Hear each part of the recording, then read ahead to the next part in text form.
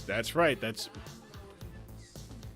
6 sleeps from your Among Us with 2 knockouts, 6 statuses, 2 knockouts from the Mammoth Swine for Arizona, who moves to 5-1 as their next opponent next week is going to be the British Bangers. 1 knockout from Iron Boulder and 1 status from Toxapex there. They're going to be taking on Roy Johnson and the Cambridge Clodsires. An insane battle, but it was never in doubt. It was never in doubt. That's right. Let the applause. That's right. Get the applause out there, everybody. Look. Tough matchup for Ash. I'm sure we can talk to Ash a little bit about what he was cooking alternatively, but champ for a reason, getting to show off 2 of his new Pokemon in Among Us and Raikou. And you got to see the value that they bring for the team. Didn't even need to bring Annihilate this week. Said, no, we're good. We don't need Annihilate. Let him load management the Annihilate there. Ash, come on in, bud. Hello. Let's talk about it. Let's talk about it. What do you want to talk about? Let me talk to you, pal. Fucking. Can I swear on here? Of course, yes. Yeah, we're almost into the second hour, so you can curse. Yeah. I fucked. I fucked up. Amoongus fucked. I had prep. I did it. I changed my prep probably 10 minutes before the battle. This was a 44-turn loss on turn 3. It took 41 more turns after I had already lost the fucking game to lose the game. As soon as Infernape gets slept again, I switched into Infernape. I was like, there's no way he switches, he stays in on Infernape. I can get away with this. I'm gonna hit an agility. I'm gonna be just vibing, Whatever he brings in, I'm gonna outspeed. I'm gonna Oko it. It doesn't matter. And then he hits Spoil again, and then it was in that moment I knew I fucked up so bad. He's not staying in. No way he'd be a fool to stay in, man. Who stays in? So stays in. Who does he think he is? A fire type? He's gonna stay in with a grass type, and it's like, well, yeah, bud. Look, that grass type is the grass type, all right? It's the fucking thickest. And here's the thing, I love Amoongus so much. I love Amoongus. If I didn't have Lillaboom, I would have. That's Amoongus on my team. So, as he was doing Amoongus-y things, I was like, yeah, this is what he do. This is that beautiful bitch that I love. This is what he do. I do want to talk about your. Uh-oh.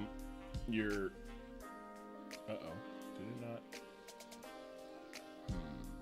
not? Jono, I have agreed with AW to not give my strat. The original team, I think, watches AW's team. I don't know if it's close. I told AW about it. That is a hot take. And I think I had it. I think I cooked, and then I put that food back in the freezer, and I fucking froze that shit off. And now it's freezer burned, it's inedible.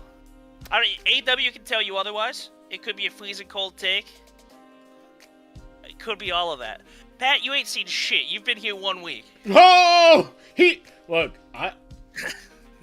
Now hold on a minute, player. Wow. He's lashing out, is what I'm hearing. This happened on Thursday. I've had to wait 4 days. I've seen the sleep in my sleep. I've incepted myself through Amoongus. It's fucking layers and layers of this bullshit that I've just had to... awful. The Focus Blast missed, and I was like, that's a bummer. And then it just downhill from there. It was never uphill. Never uphill. I do want to talk about 2 things with your team, all right? Yeah, let's do it. So, we're looking at your team here. Mm-hmm. So the Infernape we talked about, you had mentioned, hey, originally I had a different set. If you want to talk about it a little bit, you can. I know you said you didn't want to give, But I agree that if you had gone with your original play here for Infernape, entirely different game. It's I'm gonna let the people guess what it is. It's me whispering in the Locke's ear. Who knows what the fucking set was? Not Ashi Rhodes. And here's the thing. The other set, as soon as I switched in, I was like, I fucked up. I knew I fucked up. It was downhill. I had like one or two other outs. Special Infernape, I've done that, Pat. I've been there. It's happened. Yeah, look, Pat, I'm telling you right now, we saw physically defensive Infernape last week, all right? The fuck does Pat know about phys def? Right, exactly. Little Kyle. See, now here's where I think you messed up, right? You forgot to nickname these guys. Yeah, and so terrible prep on that part. Yeah. These guys, that's why Thunderous missed. No name. He's feeling hurt. He's feeling alone. He's unwanted. Why is he gonna play hard for me when I don't, put him in that position? That's right. It's something I realized. Kyle wanted to get slept like that. Right. Kyle wouldn't have. Infernape did. Infernape honk shoeing. Kyle's too revved up on Monster, man. All right? That man's punching his way through all of AW's drywall. And the other thing I wanted to talk to you about, Comfy's got a busted ability, right? Yeah, so here's the thing. As I was, prepping up, I was like, Amoongus is going to be a problem. Right. I knew, besides Infernape, I had nothing for Amoongus. I knew that going in. So I was like, Amoongus is going to be a problem. He's going to want to sleep this Comfy. What I'm going to do is I'm going to Natural Cure, get rid of the sleep. And then as soon as I switched out and got unslept the first time, I was like, oh, you're actively stupid. It's not a passive thing. You made the choice to be dumb. Yeah. And what a choice it was. Look, it's all right. We learned. And now, we can talk about this next week. This Comfy is a Terra Captain. Yep. As somebody who has a Terra Captain Comfy in the UNPL, shout out to Main League. Go watch yesterday's video. It was me versus the New York Metas. Comfy, I don't think I brought Comfy, but next week I do. Next week video I do, and let me tell you something, pal. Comfy shows out why you make it a Terra Captain and why you go triage. Because let me tell you something. You have a busted Pokemon in your grips, and you have Toxapex, so you have a ridiculous duo of busted Pokemon. I want you to know that. Scary. Yeah, Pokemon. yeah. I think not having my emotional support Glacier, not having my emotional support Massive Bridge Pokemon, it was something that I wasn't comfortable with. It was I was out in new grounds. I cooked too much. It got too hot in the kitchen. You didn't have the ice. You didn't have the I didn't have the Avalugg to yeah. cool it down.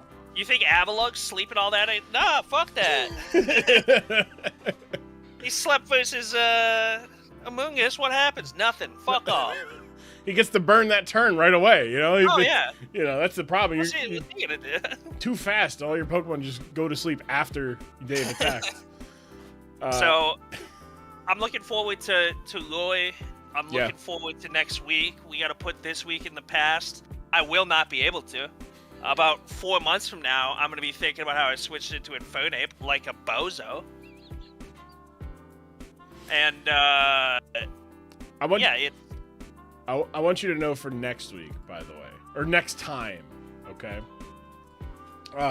Next time, you're,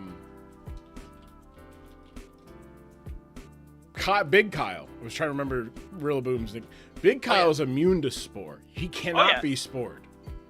And there was some things I liked Big Kyle for. He's great into Mudsdale. He's great into a couple other things. I thought overall he was weaker this week. Mm-hmm. I mean, he switches in on Amoongus, and then Amoongus is like a big deal. Big whoop. What the fuck are you gonna do here? And then Big Kyle's like, Good point. I'm gonna leave. Yeah, all right. Yeah, but then you get that momentum of, you can, what's going on here? Why did it, weird. Sorry, I was trying to find, what is going on here? Are we still live? Uh-oh. No, we are. Weird. Yeah, we're vibing. No, but on my YouTube, oh wait, that's right, because YouTube, it starts as a new thing. That's right. Yeah, it makes it a new, yeah, okay. YouTube restarts as a different video, which is very silly. Sorry about that. Oh, you're good. But yeah, Big Kyle, dog, what is going on here? Sorry, I'm trying to get ready for, like, the next match as well. I can vamp here. I can say words. I can scream into the void if you want. And for some reason, Empoleon is simply not in the Scarlet and Violet. Or it is, but it's not spelled right. Wait a second. Is it not spelled right? No, it is.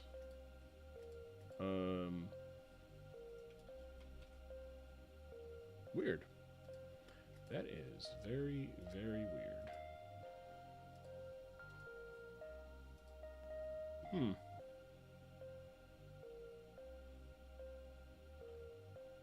Oh, wait, that's not what's missing. Hold on. What is missing for this? Sorry, Ash. I'll figure this out when I'm not interviewing you. But your matchup next week against Cambridge, against Roy. You haven't seen Roy's game yet. Nope. No idea what Roy's all about. He tried to post up with me, I think, tonight. Can't do it. I need to see more game tape. I need to study the film. Roy's gotten a glimpse of what I bring to the table. I have no idea what he's got going on. So I got to do some advanced scouting. Play less Balatro. It was the Balatro, wasn't it? You played a little Balatro, Hollow Knight, all that stuff. I just way behind. But I'm coming for you guys, Clods. I want to. The fact that I've lost to 2 Bloodline members. Right. And only 2 Bloodline members hurts me down to my soul. I'm gonna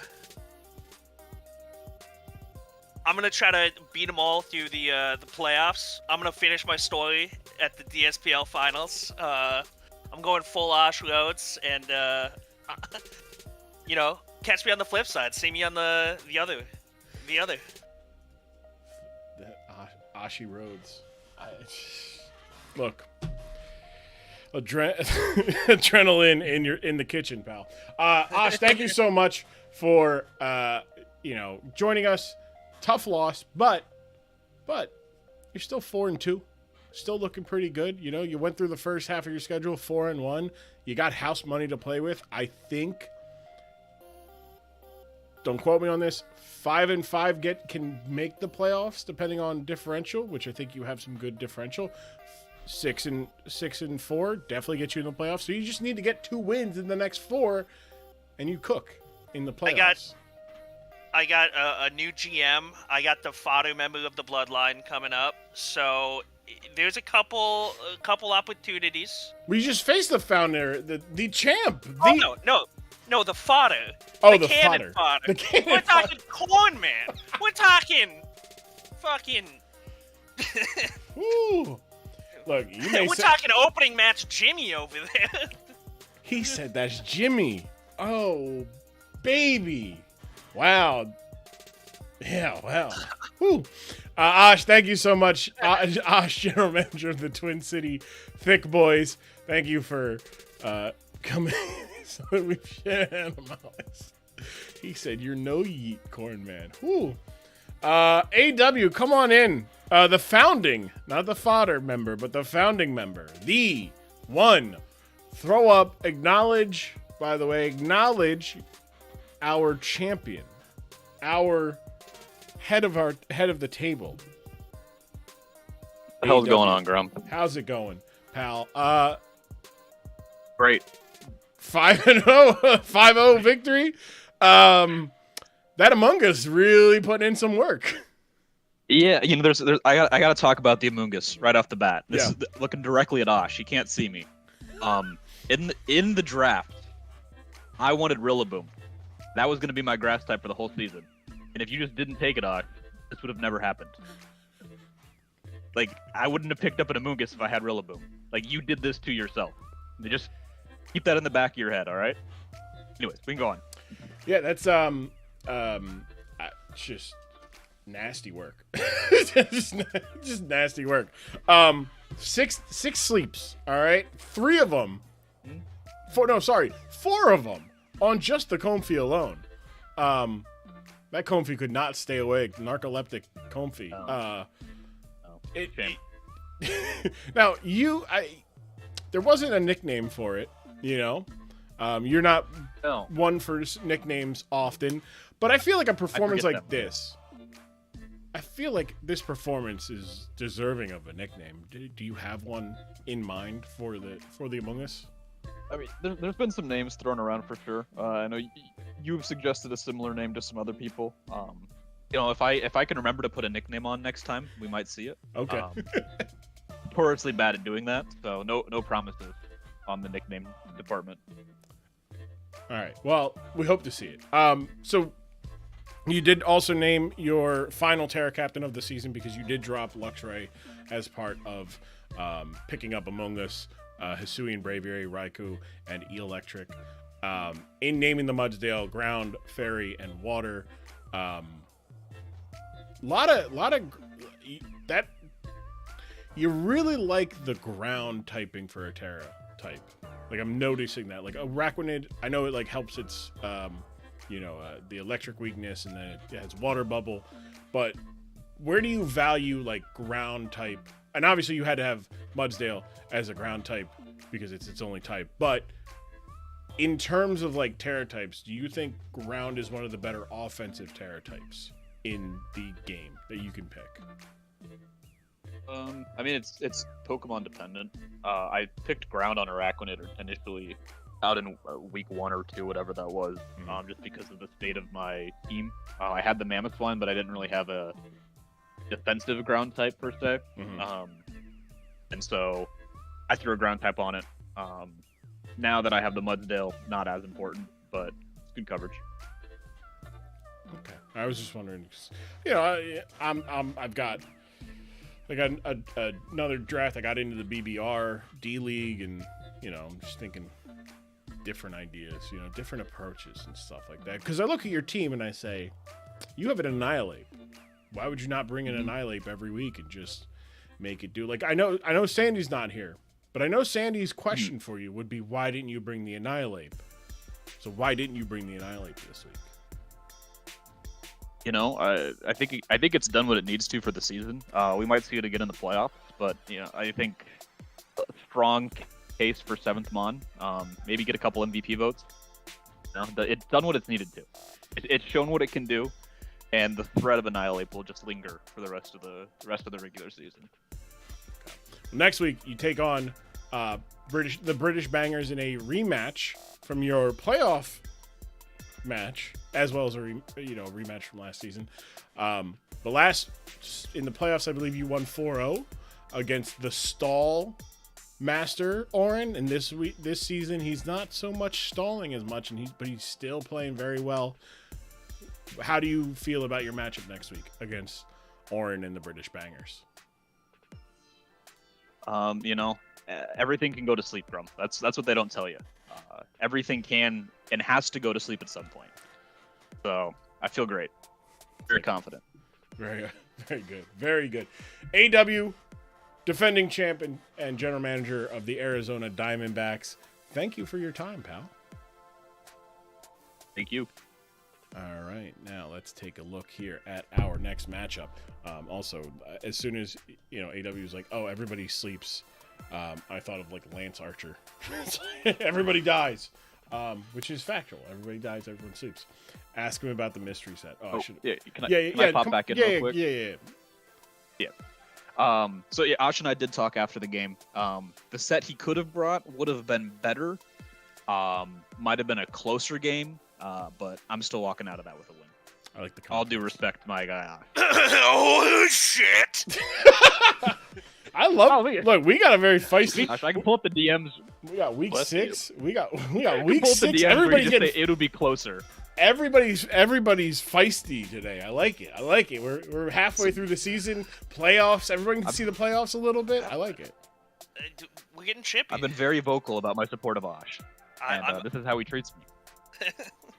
I'm lashing out. The 5 hurt. Yeah, and I did nothing to deserve this. Like I The did 5 nothing hurt. at all. 4 low. Hey, I'm not lashing I gave out. you one. I gave you one. All right, was guys. nice. All That right, was gentlemen. nice. All right, gentlemen. You guys can handle this in the GM lounge. We gotta. I won't go. Yeah, just wild. He's a Sammy. Oh boy. Thank you, gentlemen, for your battle, and thank you for your time and your post-match interviews. Taking a look here at Dallas and Edina Sting. We have the Jolteon Terra Ice this week, Heavy Duty Boots, Volt Switch, Thunderbolt, Terra Blast, and Alluring Voice.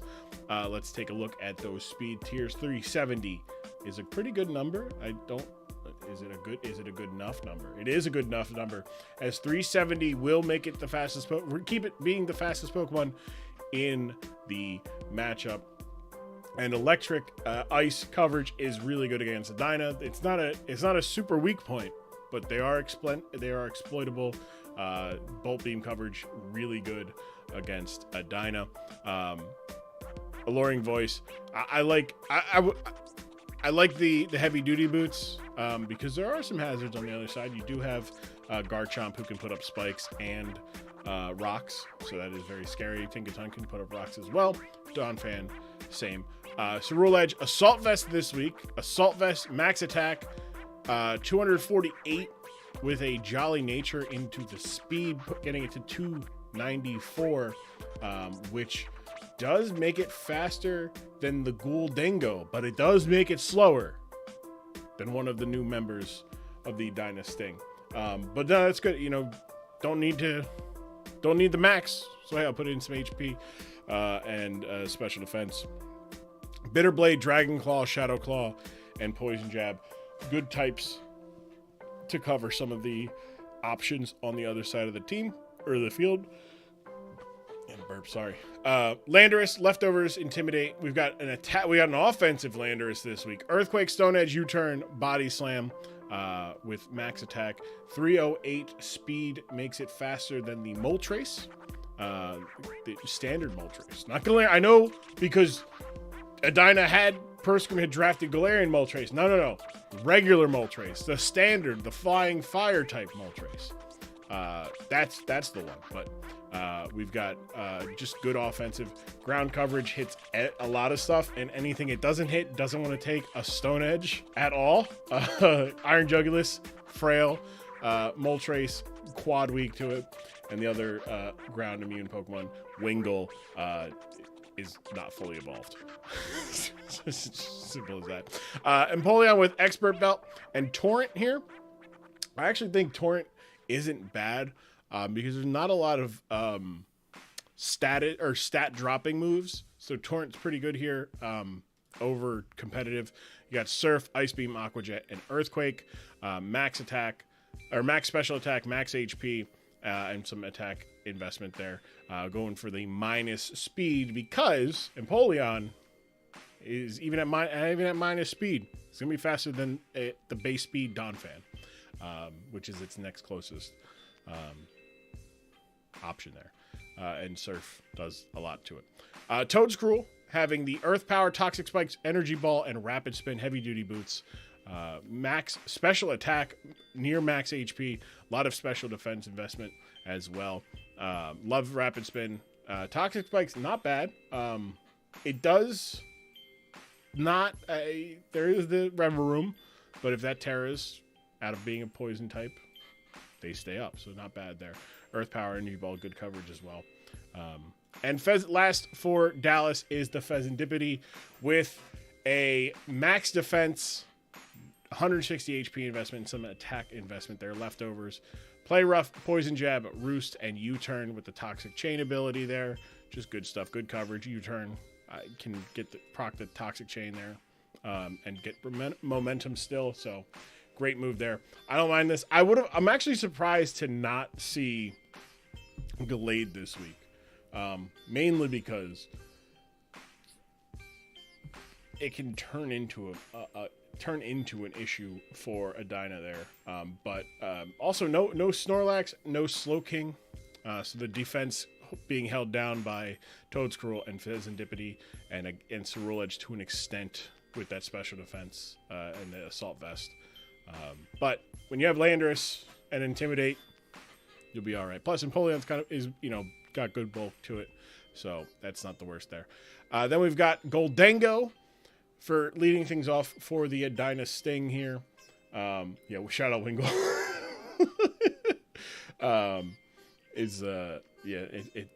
Love that Wingull. Goldango with Air Balloon, good as gold. Its only ability. Nasty Plot, Make It Rain, Shadow Ball, Dazzling Gleam, max special attack, 286 speed, which makes it faster than the Gallade. But then you can put the rest into HP.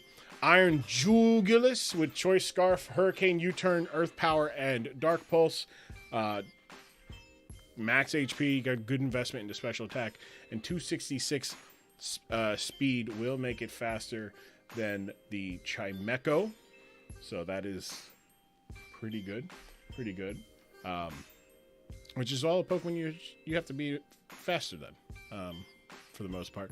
Obviously, Hurricane not 100% accurate, so that is a curse, but flying does go pretty hard against this team.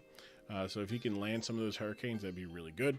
Garchomp with Loaded Dice, Earthquake, Scale Shot, Swords Dance, and Poison Jab. So that Scale Shot with Loaded Dice is going to be at minimum a 4-hit move, so minimum 100 base power move if it hits.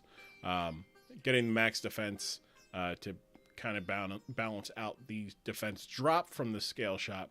And then at 320 speed, it will be able to outspeed the Landorus. So that is the one downside of this set, that even with a Scale Shot boost in its speed, you're just going from outspeeding you're outspeeding the I guess you outspeed a base speed Jolteon, but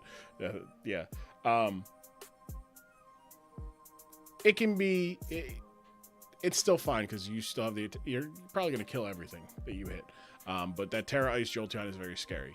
Dondozo with Leftovers, Liquidation, Body Press, Curse, and Earthquake, max HP, 200 in defense, and some in special defense. That attack boost from Curse is going to be help out. Plus you have Body Press's the primary damaging move, because the only ghost type you have to worry about on the other side of the field is that Cerule Edge, which you have Liquidation for anyways. So good call there.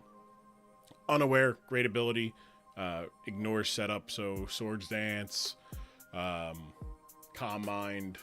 I mean, there's none really on the other side. Yeah, there's no other on the other side. So not quite a concern there, but you had to make sure ahead of time. You had to make sure about weakness policy, weak armor stuff, or Swords Dance, or Nasty Plot, or Bulk Up. I'm trying to think of what other moves there are. Calm Mind. So I think I said Calm Mind, but then there's Don Fan. So we go from Dondozo to Don Fan. So the Dons. Assault Vest, Sturdy, Ice Shard, Earthquake, Rapid Spin, and Ice Spinner. Max attack, max defense.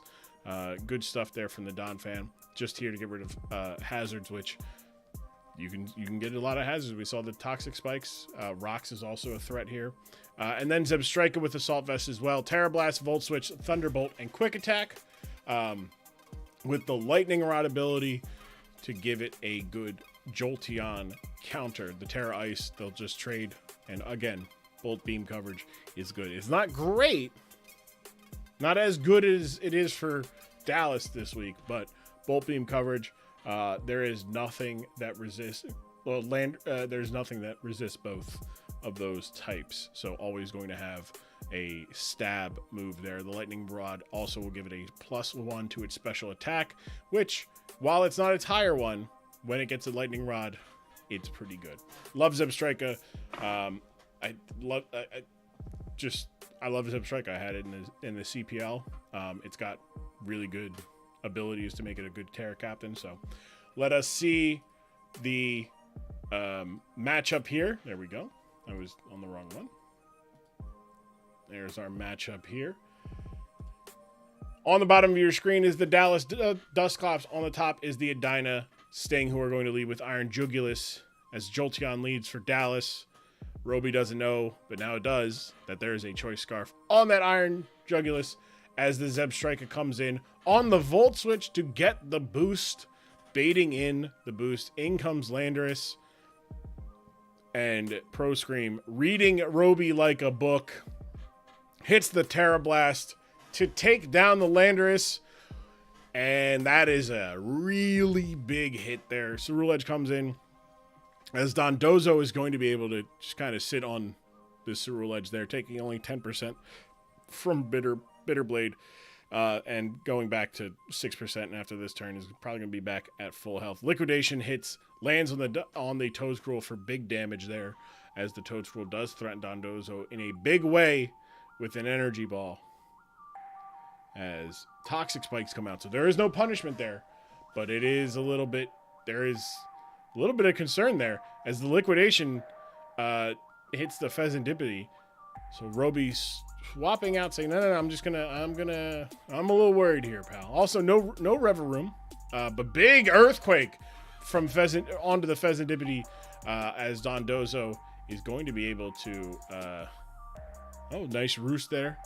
Goes for the Liquidation instead of the Earthquake, which is free now that there's no flying type currently on the other side of the field. U-turn, procs the Toxic Chain as Jolteon comes in on the Earthquake and goes down to the Earthquake. So Dondozo claims a victim. It is 6-4 Edina, as the Dondozo is toxic now, and that is a concern, but it is set up pretty well.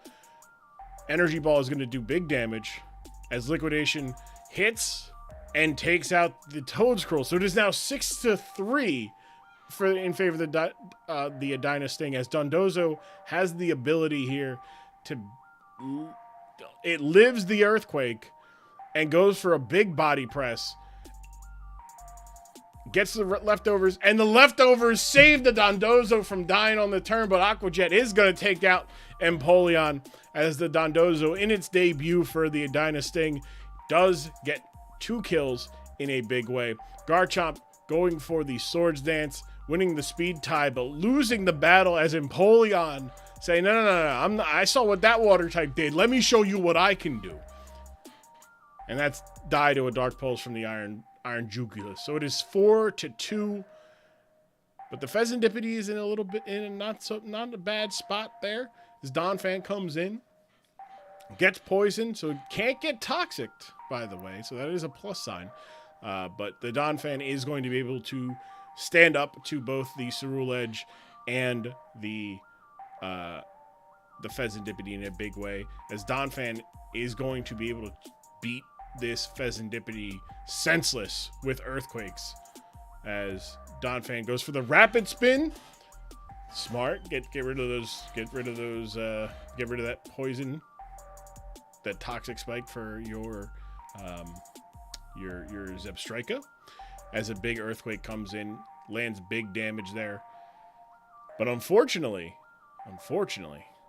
Roby is just going to continue to sit here and get just enough health back. Donphan is in a tough little spot there. Goldengo, though, comes in. Great call, as it will be able to resist both Play Rough and is immune to poison, poison jab, and thus the Toxic Chain. And it hits back with a big Make It Rain, as Goldengo gets a kill there. Cerule Edge is going to come in and is in a pretty good position here. Iron Jugulus is going to take this Bitter Blade for 44, so that's not terrible. And Dark Pulse does not get the kill, as Cerule Edge is rocking the Assault Vest, as Bitter Blade is going to put it above the range to kill just slightly, as the Cerule Edge is able to get the Iron Jugulus down, but unfortunately the Cerule Edge is going to be slower than the Zebstrika that does come out, and Zebstrika will finish off with a weaken. That's a risky move. That's a risky move there. Pro Scream, that was a risky move. That did not get the kill. Hello, Laz, how you doing? Some kind of shit. Yeah, wow, look at that. 3-0 for the Edina Sting. 2 knockouts for Dondozo, 2 knockouts for Zebstrika. They're going to be taking on Sacramento next week. The Dallas Dustclops, after getting their first win, strong showing. 2 knockouts from Empoleon, 1 hazard and 2 statuses for the Toad Scroll and its debut. They're going to be taking on the Hig's Eye Hig Knight next week. Dondozo did great though. There's your player of the game. Dondozo doing massive damage there. Got set up. If it wasn't for that toxic chain landing on the U-turn, Dondozo was in position to kind of 6-0 this team. Once the Jolteon went down and mid switch to the earthquake, the Dondozo kind of had free reign. So that was the downside there. Also, the getting kind of scared out by the Toad Scroll, giving up a little bit there. But all in all, good game between these two. Edina moves up to 3-3, I believe that makes them. Let's see here. Let me look at my standings here. They are 3-3. That is right. Dallas goes to 1-5. But tough loss here. But it is part of the game. Somebody has to win. Somebody has to lose. And speaking of winners, and speaking of somebody having to win, let's get Pro Scream on in here. Pro Scream, come on in, bud. Congrats on your win. 3-0. Yes, sir. Talk to me a little bit about this Dondozo's first time you got to use it. What's the locker room reaction to the Don's debut?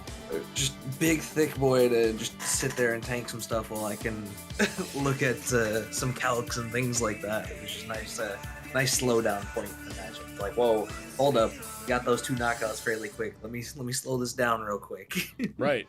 Just kind of sat there and said, I'm not afraid of anything you have on the other side after. Well, which really he brought 2 really good checks for you, but. Or not checks, but threats for the Dondozo. Yeah. But the problem is, he didn't bring the checks, and unfortunately, like Slowking didn't come, Snorlax didn't come, the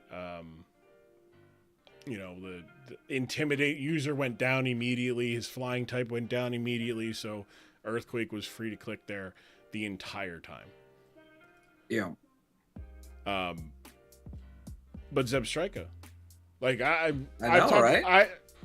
I told you. So you're gonna figure this out sooner than later. Hey, are you seeing now why you're like, hey, wait, this Zebstrika? Wait a second, I see why you use it. Like that is you made a great. Like who helped you mock this week? Corn. Shout out to Corn, because I like the play there of the U-turn, bait in the volt switch, get the kill right away. Yeah, all the Scripted mock the we play. ran, he was starting off with that Corn was starting off with Solar Edge, so interesting. Yeah. Not even the yeah, Jolteons. Yeah. Okay. Not even the Jolteon started, so that was just kind of on the fly. Let's hit this U-turn. Let's see what he's going for. So that was a U call. See, now you know what? I'm not giving credit to Corn anymore. I don't care if that hurts or helps the anti-Corn League propaganda that he's pushing. That was all you move. Say, hey, I'm gonna go. I know what's coming here. He's going for an electric move. Let me go to the guy who I literally am bringing for the immunity there. Great call. Yeah, we had Great talked play. about that. That was definitely the check to slow down that Jolteon. Like, let's see what we can do here. Great, just overall, it's really good play. I loved from your point of view, or from your side of things. You kept the level head. Like, yeah, you were up 6-3 in pretty good positioning, but you played your outs. Hey, I'm just gonna keep clicking Earthquake, and then when you realize, wait a second, he's faster than me. Let me make sure I'm faster than him. Let me make sure I can do something here to chip him away. But why did you not go to the the Goldango sooner against the Pheasantipity? That was one. So that didn't really come up in mocks too much. Was the Pheasantipity? So it was like, ooh, let me see here. That's why I had Dundozo out there so I could look at checks and look at Calyx. I was like, huh, okay, now's the time to pivot. Hey, all good. I mean, eventually you went there. It had a really good matchup against the Pheasantipity, and it showed. Absolutely nuked it in one shot. Just said, I don't care what you got. You do realize that was a roll at the end there with the Zeb Strika against the. Oh yeah. Okay, I wanted to make sure you were aware that you were. Yeah, I was totally fine with it. It was just like, I gotta try it. Let me swing for the fences. Yeah. Just saying, I got that. I'm fine, but that could have been a little dangerous. Yeah, that could have been real bad. Because that assault vest that gets back a good amount of health against you with that bitter blade, and then you got to rely on a weakened Don fan and then Goldango to live with bitter blade. But hey, doesn't matter because you won. Next week you're taking on Diabeto. Are you prepared for a member of the Bloodline? Realistically, right now, no. Right now, oof. Who are you going to mock with? It's scary. Who are you going to mock with? Right, exactly. Because I can't. Cortez is like, no, I'm anti-bloodline violence. So, yeah, you got to find. Have to pull some strings. Look, I'm sure that I'm sure there are plenty of general managers that will help you mock this week. Just everybody help everybody. EHE, everybody help everybody. But hey, congrats on the win, 3-3, 500 at the end of the 6 weeks. 2/3 of the way there. You just got to go. If you go, like I told Ash, you go 500 on the season, you got a pretty good chance of making the playoffs. So we'll hope to see that from you as the season goes on. Pro Scream, general manager of the Edina Sting, thank you for your time. Thank you. All right, let's take a look here at our next matchup. Oh, by the way, I forgot to talk about predictions there. My man Pro Scream said, no, I don't care who. Everybody was on Roby. Everybody was back in Roby. Not this week. Pro Scream said, no. Not this week, pal. So that is, I always like to see that. Let me make sure I have the next predictions correct. Okay, wow. All right. That one kind of took me by surprise there. Let's take a look here at our next match of the night. The Delaware Fighting Blaziken and the Indianapolis Ignition. We're leading off with Blaziken. Weakness policy this week. We've got Swords Dance, Temper Flare, Thunder Punch, and Close Combat. Max HP, 257 speed, which when it does get the plus speed, puts up about 3, makes it faster than Weavile. There we go. I was like, I know it's faster than it becomes the fastest Pokemon after one, but the great, just really good learning from our mistakes. Hob, I like to see it. Say, wait a second, let me make sure I get my speed boost. Let me make sure I get that. And then, did I spell Reggie Gigas wrong? I did. Hold on. This is how I learn I spell things wrong when I go to the matchups things, and then I forgot. He's forget.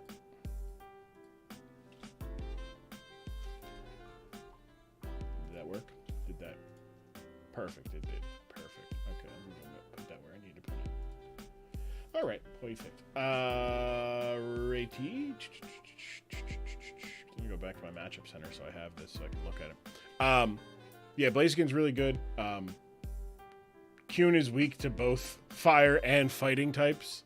There is the only Pokemon that resists both is the Primarina, which Thunder Punch very clutch for. And if he Thunder Punches into the either the Gliscor or the Ursaluna, Temper Flare does double damage and is stab and doesn't have recoil, so it actually becomes stronger than Flare Blitz in that case, and he'll be faster, so that'll be good.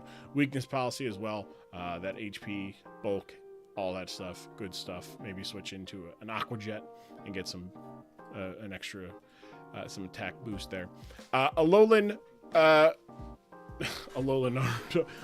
Ninetales, this with the screen support there to help that weakness policy proc. Roar, Moonblast, Freeze Dry, and Aurora Veil. Max special attack, max speed. We talked about this. 317. That's going to make it faster than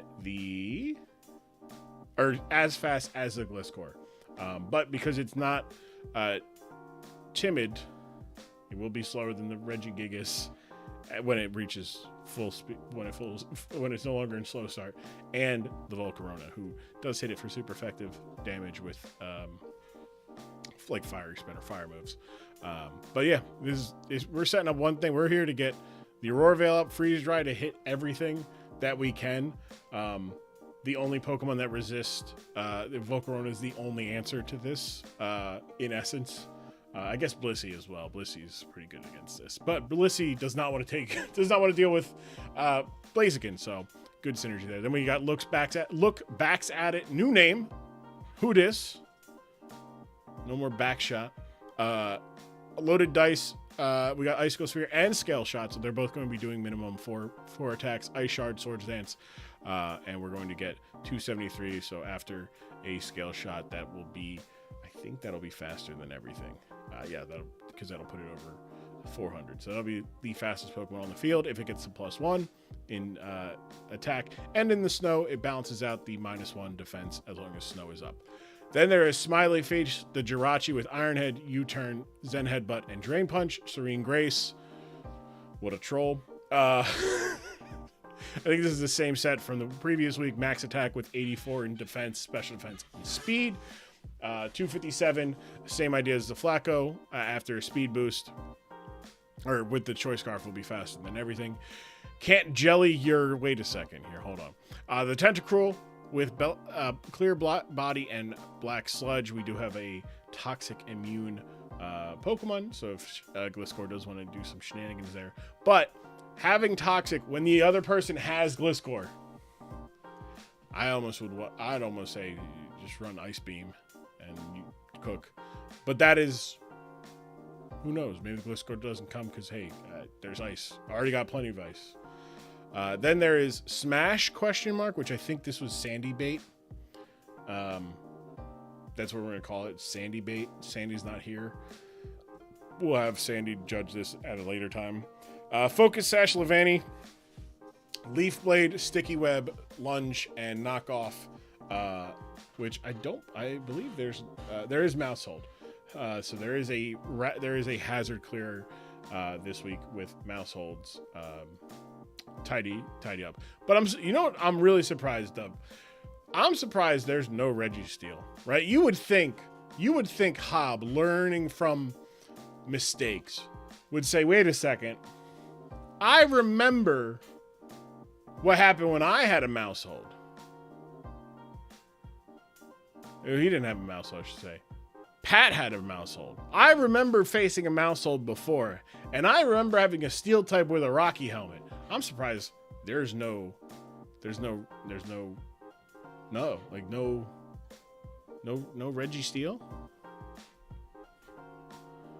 Punish him? No. You think he'd do it again, but no. Let's take a look at Kuhn's team here. Gliscor leading off with Toxic Orb. Okay. And then we got it's standard Gliscor. Glizzy Overdrive, Earthquake, Toxic, Protect, Substitute, Poison Heal, Max Defense, Max HP, standard. Bomba, the Ursaluna Blood Moon with Leftovers, Protect, Blood Moon, Vacuum Wave, and Earth Power, Max HP, Mass Special Attack, Max Special Attack. Pick too early, the Primarina, Assault Vest, solid stuff here. Surf, Moonblast, Ice Beam, and Terra Blast, Terra Water this week, which it is a normal type move, and then turns into a water type move. But I feel like you would just want liquid again. I feel like Liquid Voice a little bit better, a little bit better. No one's diving on the other side of the field. Go for a Hyper Voice. You're good. You're good. If you're gonna run Torrent, run the Luring Voice, Run a Luring Voice on a Blaziken or something. right? Or chilling water. Not bad. There's Sweep, the Volcarona with Life Orb, Quiver Dance, Giga Drain, Psychic, Fire Dance, Max Special Attack, Max Speed, which is really good because, buddy, fire runs through this Delaware team. Psychic hits the Tentacruel for max attack, or for super effective damage. Giga Drain hits the Sandy Shocks for super effective, and the Brute Bonnet already dies. Everything else dies to, I guess Psychic also hits the Oricorios for neutral damage, except the flying one, or the poison one, psychic one. But I guess the second one gets hit by the fire one. So yeah, dangerous. Then there's the hands, leftovers, Drain Punch, Earthquake, Brick Break, Fake Out, max attack, max HP, and then backup sweep, the Wide Lens Mousehole with Population Bomb, Tidy Up, Bite, and Encore. Max speed, max attack. So really the defense is just this. It's just Glizzy. Not a lot of no special defense. Like Assault Vest Pre-Marina does have the special defense a little bit, but other than that, dangerous game we're playing here. Very offensive on both sides of the field. The community backing Delaware. Bonk to death. Pat, you fucking idiot. Damn corn. Original set. I'm sorry, I meant OG. You're right. Same glitch course since 2010. Exactly. See, you had to be there for yeah. We lost all play of the season. But also, I'll send Gee, good luck. Cornman is the actual lead of the anti-corn league. Yeah, right? Jeez. It's all in his head. We're all just figments of his imagination. All right, on the bottom you have... Am I in slow? Good. All right. On the bottom you have Delaware. On the top you have Indianapolis, the community backing Delaware here. As Indianapolis leaves with Volcarona, as Levani leaves with the Sticky Web, which could go away, could not go away at some point. But Sweep's going to get 2 Quiver Dances up because of this, and a knockoff to knock off the Life Orb to stifle some of the damage there. As a Fiery Dance will take the Levani down to 1% as a big lunge, very big lunge, very large lunge, as Fiery Dance will take out Smash there, as the Sweep is dangerous, but no longer is it dangerous as the Psychic is not without the Life Orb. Psychic will not get the kill. Rapid Spin by the Tentacruel is going to take out Volcarona, so it is now 5-5 with the Jellyfish being able to outspeed and go for a Toxic there on the Mousehold, who is going to get rid of those webs for good. So no more webs, as the Jellyfish is going to be able to go for a knockoff to knock off the Wide Lens. So those population bombs, they're all 90% hits, by the way. 90% individually calculated hits. So the Wide Lens is going to affect each one of those rolls, as the backup suite will drop the Tentacruel and drop to below 50% health, as Jirachi is going to come in. Jirachi is slower and does die to the critical hit. That is unfortunate, as the smiley face faints. Whew. This Mousehold is a different Mousehold, guys. It's a different Mousehold. Population Bomb hits for 4, 5. Ooh. As Alola Ninetales goes down, Tentacruel is going to get the knockout here with the Toxic. There is a... yeah, right? Pre-Marine is going to come out as the Baxcalibur is going to have to go at this alone somewhat. Moonblast gets it down to about 6%, but Iron Hands is going to be able to come in here, and it's going to be able to tank. It's going to be able to tank and counter back. It hits all 5. It needed a crit there. It needed a crit amongst those 5. Otherwise, the Hands is going to do that. Fake out into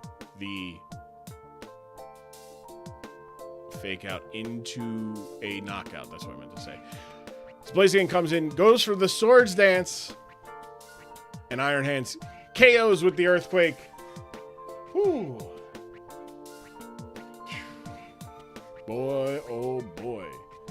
What a cautionary tale we're weaving this week. What a cautionary tale. That is three people getting punished for going for setup too early. Or at least in not too early, but in uncertain in situations where you can't be greedy. You literally cannot be greedy. And got hit with the earthquake. Whew, sheesh. They say he can't keep getting away with this, and I will say apparently he can, because he keeps getting away with it. My boy just hits for not true. He set up twice with his 2 setup sweepers, and got 4 kills among them. So doesn't just hit attack. It's just I had to go for dance to the win. I know, no, that's true. You did. Probably should have tried to dance on the. You could have got the hands dead. Come on in, Hob. Where we're talking about this. 3 knockouts for the Mousehold, 2 knockouts for the Iron Hands.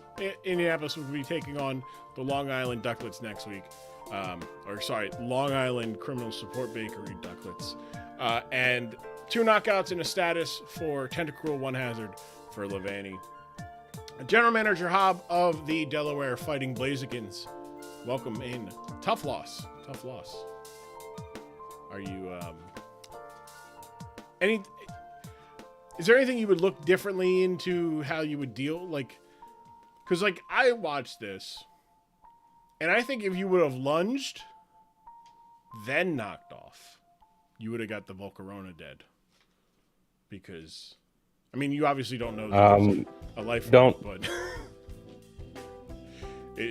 but also a swarm gave me the plus 1.3 lunge after getting down to sash. Ah, true. So the lunge would have only done a lot less on that first one. I should have had down it. A tear lunge getting down to sash is a strat I was looking at, but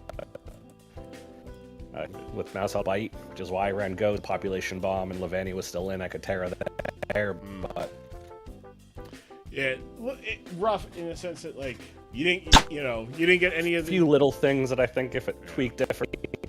Oh boy, your connection is a little rough there. I don't know, Rambat's loose.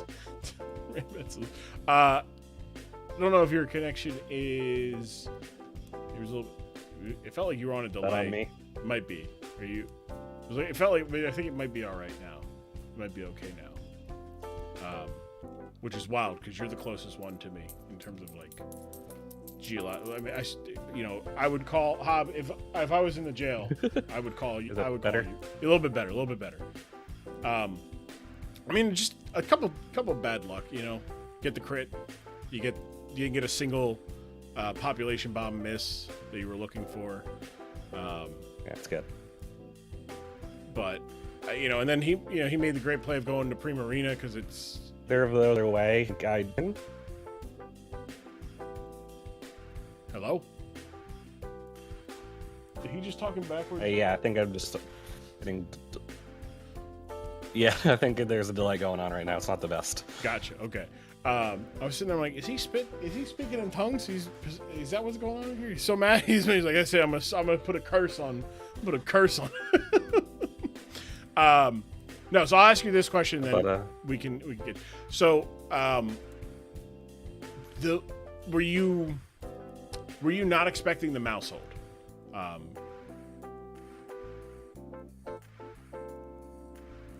What I was expecting, I just if I figured if I could get it slow once it was poisoned and knocked off, I knew Jirachi could live in revenge with a Drain Punch, and in other circumstances, one combat from Blaziken probably just takes it. I figured it might, wasn't too worried about it, and then I just sometimes. Gotcha. Up is a crazy move. Clear hazards and get double setup on speed and attack is kind of ridiculous, but. They're saying you're using up all your internet bandwidth to stream Below Deck. So I'll let you get going. Back to it. Enjoy the below deck. General Manager Hob, good luck next week in your battle against the Aussie Illusion. And thank you for your time. I don't think we have Kuhn. You. Thank you. I don't think we have Kuhn this week. Streaming on Mondays really throws everybody off, I know. Sailing deck season going crazy. Yeah, just a tough, looking back at it, like, again, 90% chance, 90% accurate. Every population bomb is 90% accurate. Every hit has a chance to miss and end. It's kind of like triple axle. Hit all 4, and then you're hoping, can I live to get this screen up, please? Because if I get the screen up, everything. No, the bite, going down to the bite. Also, Kuhn being able to name after the match, name Mousehold as a Terra Captain other than normal type, because Ghost would have been really good against the Jirachi just in case. Veal goes up game. Correct, right. Because you live. I live, bitch. The Moonblast is a 3-hit KO. So you can, you'd be able to. You force the Iron Hands to go for. You force Iron Hands to go for Drain Punch or Close Combat at 60% health, 26% health, or even, what was it, 20? It was like, yeah, it was 26, because it went for Earthquake at 26. And you're in a little bit better spot. But it is what it is. GG's to Kuhn, as well as Hob. Kuhn's going to move to 6-0 on the season, as Hob moves, I believe, to 3-3 on the season. Yes, 3-3 on the season. How many? We got 4 more. All right, so we'll do one more, and then we'll take our halfway break after our next battle here. There we go.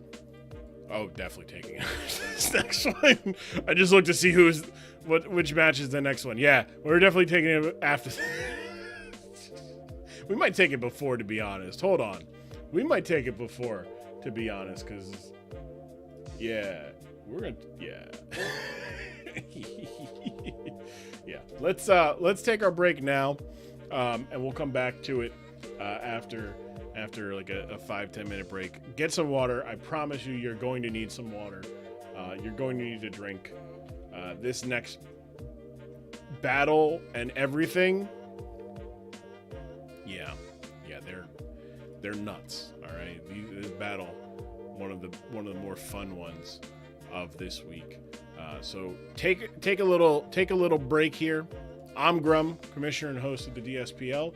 Leave a like, leave a subscribe on YouTube. I'm on my way to 500 subscribers by the end of the year. That'd be great. I'm at 170 something, I think. So almost halfway there.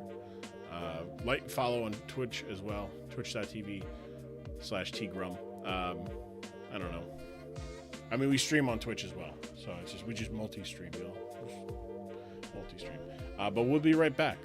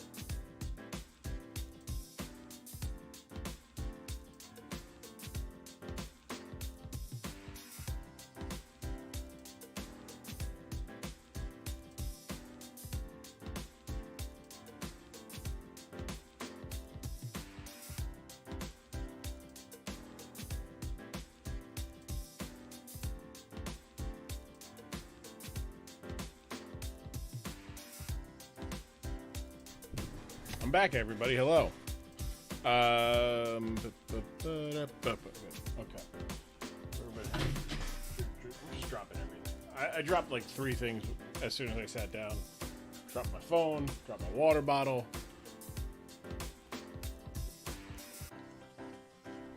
Dropping everything. But hey, we're back. Good to go.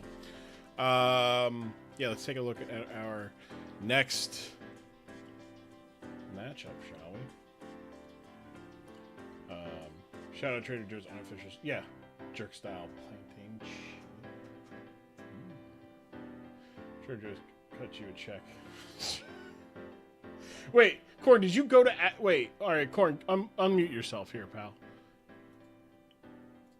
Did you really go to Trader Joe's to get you these? Like yes. Or did you have them in your house? No, you pulled the bag up on stream, and I said, "Fuck, those look good." So during AW's match, I drove to Trader Joe's and bought them. Were they? Did I steer you wrong? No, I mean I've had them before. I know I know they bang. Okay. So I was like, yeah, I could use those. Yeah, they're really good. Mm-hmm. My girlfriend got me them, and she said you're gonna really like them. Hashtag not an ad.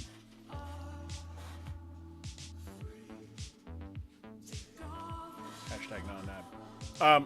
Let's take a look at our next matchup here. It's an ad for psychiatric help because the 2 of these gentlemen need help. We've got Minnesota and Long Island. We're going to take a look at Long Island Criminal Support Bakery, Ducklets, and the Minnesota Lichen Rocks. Taking a look here at the Ducklets. Sorry, the peanut butter is stuck in my mouth. I'm like a dog. Pat's dog struggles to breathe. I struggle to get all the peanut butter out of my mouth. We've got Lilligan here. Chlorophyll Lilligan with Life Orb. Close Combat, Ice Spinner, Poison Jab, and Victory Dance. So we've got a sun-loving Pokemon here. 305 speed, doubled in the rain. That is 718, and that is the fastest Pokemon. Absolutely insane. Good coverage as well with fighting ice and poison. Where's my matchup here? Game 5. There we go. Ice hits everything except the Azumarill and the Torkoal for super effective damage. Close combat hits everything, but the that's not right. Hold on. Yeah. Hits everything for super effective damage. Oh, and the Magmar, I should say. Hits everything for super effective damage, except... Actually, doesn't hit anything for super effective. It's ground. Poison Jab hits the Azumarill. I'm surprised not seeing, but I'm also not surprised to just see a Solar Blade, because Solar Blade in the sun doesn't have a charge turn and is 125 base power. But Lilligant, really good there, Croissant. Then there's Hush Puppies, the Overcool with the Agave Berry, Intimidate, Spikes, Gunk Shot, Crunch, and Protect. Run and protect this. Oh, that's right. So it should go without saying that there was a gentleman's agreement going into this match, by the way, that each general manager would allow their opponent to pick one Pokemon from their roster that could not come to the battle and one Pokemon that had to come to the battle. General Manager Harold Pester selected Hero banned, Pokemon banned Venusaur from battle, and forced Bass to bring Slowking, which is why we see Protect here, and why we see Pikachu for Long Island is Bask said, no Dragapult, bring the Pikachu. So Pikachu here has Alluring Voice, Surf, Thunderbolt with Light Ball, which gives it a double in its attack and special attack. So that is going to be a near 400 special attack for the Pikachu. But Alluring Voice, Thunderbolt, Surf. Overall, not doing a lot. Alluring Voice, not bad, but also not great. But Pikachu here, very fast, 306. 306 makes it faster than everything except the Slacking, Gengar, and Roaring Moon. Then there's Apple Pie, the Hitmonchan, who's Terra Psychic this week, Iron Fist, Thunder Punch, Terra Blast, Rapid Spin, and Drain Punch. An Assault Vest, Max Attack, Max Speed. Good stuff there. I know people were always like, some people were like, Hitmonchan stinks. Doesn't have that bad of a, as a Psychic type, doesn't have that bad of a matchup. And the Pokemon that can are immune to Psychic don't resist the Thunder Punch or the Drain Punch or Thunder Punch. So those are very important to have. And then Rapid Spin to get rid of hazards there. Surprised General Manager Harold went with negative speed on the negative speed in general instead of special attack. Because even though Terra Blast is a special move until you Terra, still an issue. Then there's Cream Puff, the Unaware Clefable, so that will ignore any plus or any setup from like the Roaring Moon, any setup from like a Calm Mind. What am I talking about? He's not gonna run Calm Mind on the Raging Bolt. But yeah, like I think Iron Defense, like Body Press from a Corviknight, it will ignore the defense boost. So yeah, that is that. Belly Drum as well from a Azumarill. And then Red Velvet, the Heatran, Flame Body this week, Flamethrower, Earth Power, Dragon Pulse, and Dark Pulse, Max Attack, Max Special Attack. Some good stuff there. The Pikachu is an interesting Pokemon, but actually Pikachu can switch in against the a Raging Bolt going for Thunderclap or Thunderbolt. So good stuff there. We'll see though what Minnesota brought. We've got Bond, Destiny Bond, the Gengar with Focus Sash, Sludge Bomb, Toxic Spikes, Nightshade, and Destiny Bond. 252 speed, so 319, which will make it faster than the Electivire, but not faster than a max speed Hisuian Lilligant. But we've seen that the Hisuian Lilligant is not max speed, so this Gengar is going to be the fastest Pokemon in the match outside of Sun. Then there is also Curse Body, Toxic Spike, Destiny Bond. This is a troll. There's Yagamortar, the Mag Mortar, Leftovers, Terra Fairy, Psychic, Flamethrower, Scorching Sands, and Terra Blast. The one thing that like Mag Mortar I always get bummed about, like it doesn't get a good setup move on the special side. Like it gets Belly Drum for attack, but you know, I'd rather have the special attack. Then there's in racial chat rooms the Zoom Arrow with Choice Band, Huge Power, Knockoff, Liquidation, Play Rough, and Aquajet, Max Attack, Max HP. Showing Feet! Yagamortar is in racial chat rooms, showing feet. Max Defense, Max HP, Torkoal with Heat Rock, Stealth Rock, Rapid Spin, Earthquake, and Lava Plume. Get that sun up for 8 turns and cook. Then there's He is Eepy, the Slacking, Sucker Punch, Yawn, Endeavor, Substitute, Leftovers, and Truant. HP investment. It's just a standard Slacking. Endeavor, Sucker Punch, fun little combo there. Yawn, put Pokemon to sleep. Good. You can kind of come in and come out and just kind of yawn and good stuff there. And then there is 4PF YS LPJ Tucker. He is currently investigated. Me just saying that. Now I'm going to be investigated for being in YSL. PJ Tucker.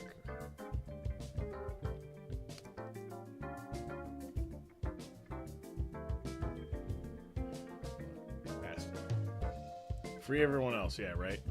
He put them in the wrong order. You could say it was brave. Focus Ash and HP EVs. He could name it that? Yes, in racial chat rooms, yeah. Some people. All right.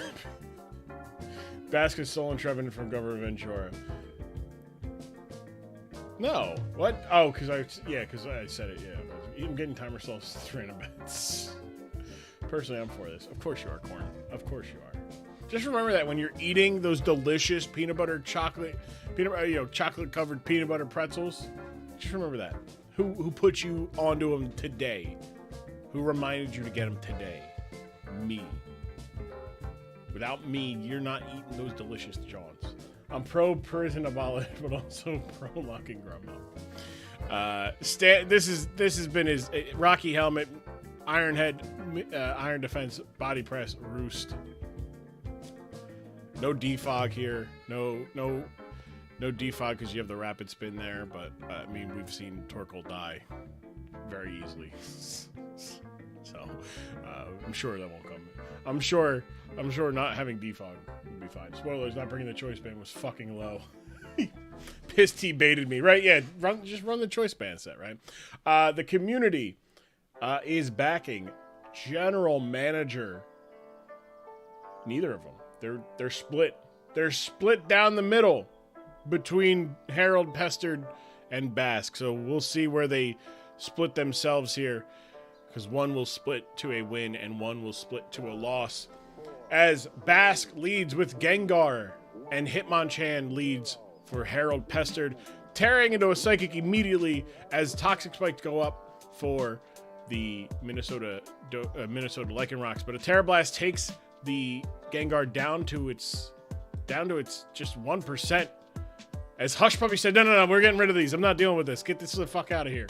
And immediately picked up the spikes, the Toxic Spike. As spikes go out for Hush Puppies there. Hush Puppies going for the Protect on the Destiny Bond to waste the Destiny Bond. The Sludge Bomb does a chip there, chip, as Crunch will take out. So that is a knockout for the Hush Puppies, who gets their first spike up since week 1. Ironhead from the Corviknight is not going to do anything to Red Velvet, who the Heatran getting another knockout there. It's 11th on the season. The Heatran taking out the Corviknight as Torkoal comes in. Showing feet in the grave. He's in the grave showing feet because that Torkoal going down immediately to Earth Power as the Zoom Arrow comes out in the sun. Also, not running, running Sun with no Proto-Muns. Very interesting call there. As Play Rough will do almost enough to knock out, but will proc the Agave Berry. As Gunk Shot does get the poison. Almost takes out the Azumarill and will be able to take the Azumarill out after the poison. So Hush Puppy's able to stick around as the Magmortar comes in on the spike and hits a flamethrower on Red Velvet, who can take that. But unfortunately for Heatran, it is slower and will go down to a Scorching Sands as Yagmortar getting a knockout. It is now 5-2, so avoiding the 6-0, but still in position here, potentially. Tears into the Fairy type to resist the Fighting type close combat, and -1 special defense is no match for a Flamethrower in the Sun. As Yagmortar is making a comeback here. The leftovers, Terra Fairy now, as Clefable is going to be able to come out here, take a Flamethrower for 2/3 of its health, and hit back with a big Moonblast of its own. Cream Puff, the Clefable, though, unable to take out the Yagmortar, but able to waste the turns of Sun. But Yagmortar able to bring this one back, getting 3 kills here as Apple Pie comes in and with an Assault Vest is able to tank that Flamethrower, getting the knockout with a Psychic of its own. So that is a knockout for the Hitmonchan, as in comes the Slacking, who immediately gets an attack drop and going for a Sucker Punch. That is unfortunate, because now the Slacking immediately put in a position. Oh, wait, hold on. Slacking put in a position to maybe do something here. Leftover sets the Protect. Getting the Substitute up now. It's behind a Substitute, so can't get poisoned by this Gunk Shot. At least safe behind that. The Crunch is going to be able to take out the Substitute, though. So that is, we're just learning that the Substitute won't be able to do much, as the Hush Puppies is going to be able to sit here and just protect on the turns and take out on the non-attacking turns, as Slacking is able to tank that and still live to see another day. But unfortunate Sucker Punch, not going to be able to hit through. Truant, though, will be able to but we'll be able to prevent Minnesota from being able to do much here. The Protect, though, there's only 16 Protect. There's plenty of a Substitute to go around. Slacking is rough. Yeah. In the game to defend against will come back, right? Give Slacking a Protect breaking move character. Imagine making. So it's just this for an hour. I hope not. Real much. Yeah. Pikachu's going to come out on the Truant turn here, and Pikachu is going to be able to outspeed and go for a Protect. This is disgusting. This is absolutely disgusting. The Pikachu said, no, hold on. I'm going to finish this off. Loafing around as Thunderbolt takes out the Slacking. So Pikachu made his return to the action after a trip to the ICU after week 1. In Slacking's events, only every. Yeah, no. Johnner got 3 kills in 1 game with it. All right, where's my lawyers? Look, I'm just saying. When we talk about good shows of GMingness, I'm blocking this because this fucker had a fucking Clodsire ass line. Pester until more people sleep in Among Us. 2 knockouts, 1 status, 1 hazard for the Overquill. 1 knockout in its return for the mascot, for the Money Boy, for the sponsor Magnet, Pikachu. Long Island will take on Indianapolis next week. Minnesota 3 knockouts from Magmortar doing put the team on the back, and 1 hazard from Gengar, as they will take on New York next week as well. These things. It went to hospital. Let's Bask isn't here. General Manager Bask is not here. Does not want to talk about it, but he did send me a note to pass along. Let me load into a game winning all will defeat Slack. I can turn off the low power mode there.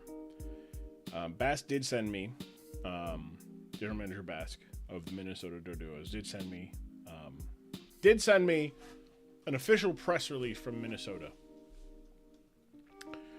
From the desk of Minnesota Lycanroc's General Manager Bask. After consultation with legal counsel, I have decided to petition the DSPL Disciplinary Committee to have Harold Pisturd, acting general manager of the Long Island Ducklets, that's actually Long Island Criminal Support Bakery Ducklets, suspended from all league activities for 1 week for violation of Rule 35B, subsection A, conspiracy to demean the sanctity of the DSPL. I was made aware of Mr. Pisturd's conspiracy to go back on our gentleman's agreement. Mr. Pisturd agreed to not bring Dragapult as part of our agreement. The below evidence, Exhibit A, not only showcases Mr. Pisturd's moral ambiguity, but also complete disregard for sporting sanctity and fairness in the DSPL. And there is a Discord message from somebody whose name was withheld for anonymity. Bask, I have some insider information that should concern you. Not to make you nervous about this match or anything, but I hear Pisturd is thinking about bringing Dragapult this week and breaking your gentleman's agreement. I hope back to Bask's press release. I hope to have this issue rectified, and it is unbecoming of a general manager in our league to conspire to do something so heinous. Bask, General Manager, Minnesota, number 1 Lycanroc Way, Minneapolis, Minnesota. So now I do want to say, as commissioner, we do take these petitions seriously, and we will investigate this. We absolutely will investigate this, because he's right. It would be terrible. It is terrible for any potential. All we got is our word here, right? If you don't got your word in the league, then what are we doing here? He wants there to be some form of. He wants there to be a suspension. He was petitioning for a 1 week suspension for the violation of the demean, because he sought to demean the sanctity of the league. Lost their team without Dragapult, then was upset to an anonymous source, told him it was coming. Correct. Remember? Yeah. Well, no. Hold on. Okay. All right. Remember when the league was going to investigate Pisturd last week and then said nothing? Do you know investigations take a while, right? They don't just happen and then you gather evidence, right? You gather evidence. You get evidence from this side, you get evidence from that side. Save it, Gross. You guys don't realize. Look, y'all are just, I understand the bloodline. Wait, there is an investigation. Yes, there is an investigation into. Hello, I'm here. What are you talking about? Harold Pester. Yes, hello. Oh my goodness, is everyone talking about old Harold? Yes, actually we were. Because they're so sad that apparently some anonymous source told them a Dragapult was coming in a friendly duel, and so he brought a sun team but then brought nothing for the sun. Oh my goodness, that's my fault? The Pistline are really upset. And Bask isn't even one of them. They didn't even want the guy. That's true. No, look, even your detractors have even to. Even the man of court agrees with Harold. Yeah, I was going to say you've got your detractors agreeing. You got can't believe I'm agreeing with Pisturd. That is true. Harold, congrats on the win. That's 4 in a row. After the 0-2 start, took you a little bit of time to get acclimated. Stop playing Pal World. Stop playing the card game per se. And getting into the, how does it feel to be winning 4 in a row? You know, I'd say it's pretty good, but I'm starting to think that, after Osh, all my challenges have gone away. that is. So, are you saying that Osh might be the best general manager in the league? Well, according to some inside information. Also, I do want to say, I don't know if you can see this on our broadcast, but we do have. You sent the logo submission, so we can't. Yeah. So we were able to work with our sponsors and work with our business partners or League Apparel merchandise, because the actual logo that is a part of the contract, the Long Island Ducklets, is still visible. This logo is fine. And going forward, you're going to be the Long Island Criminal Support Bakery Ducklets, because we cannot get we can't. Yeah. I let our lawyer Morgan take care of that. Yeah. Yeah. We talked. Yeah, Mr. Freeman. Yes, he was a pleasure to work with. He understood. We found amicable middle grounds in negotiations, so we're all good. So I just want to let you know that, give you a heads up. Pikachu looked good. He came back from his injury, got a knockout, played very well. Came back, it's taking the same supplements everyone's been taking since week 3. Huh? Wait, supplements? Yeah, everyone takes vitamins and minerals. Come on now. You don't take your vitamins every day, Mr. Grum? I do. I take my Adderall and multivitamin, yes. Yeah, it's called Primal Multivitamin. Yeah, look it up. Primal. Google it. All of you. I don't have time to. But let me just. Primal vitamin. Primal multivitamin. Okay. Oh, can I see that? No, it's the last one. We have to give it for next week. Oh, okay. All right. Okay. It's called Google. You could Google what I understand. I understand. Next week you're taking on Kuhn, undefeated Indianapolis. Only undefeated because the Herald hasn't faced him yet. That is a lot of confidence, Harold, Mr. Pestard. Next week though, you do face him, and he does. He did get lucky this week against a very formidable team. Do you think his luck has run out? I don't know. Maybe an anonymous green-haired boy is going to tell him something. Okay. Also, I do want to ask a question. Why did you pick to ban Venusaur instead of, say, Roaring Moon? Well, in the mock battles we did, the Venusaur was our much tougher threat. Roaring Moon, we have obviously a fighting type who can outspeed it in the sun to beat the shit out of it. That's fair. Hey, understand. That makes sense. Venusaur just destroyed the Heatran. He just fucked everything else up. And you know what? We were prepping around it, and he was like, hey, if you don't bring Dragapult, I won't take something. And I'm like, okay, you stupid idiot. That is. He really backs this one up. He really, Sandy's, coined the term bask fired. I would say that agreement bask fired for him. And I do want to be transparent with you. I do want to be honest with you. We are going to investigate the claims from from the poop line. Well, no, not from from Bask. He was the one who his petition. We are going to hear it. We are going to investigate it. We will let you know about it next week. Oh boy! So a green hair boy tells him something, he's going to freak out. Okay, all right. What a stupid idiot! Doesn't your assistant Muffins have green hair? Huh? Okay, never mind. Maybe. Look at that! We gotta start prepping for next week's battle. Well, good luck to you there, Harold Pestard of the Long Island Criminal Support Bakery Ducklets.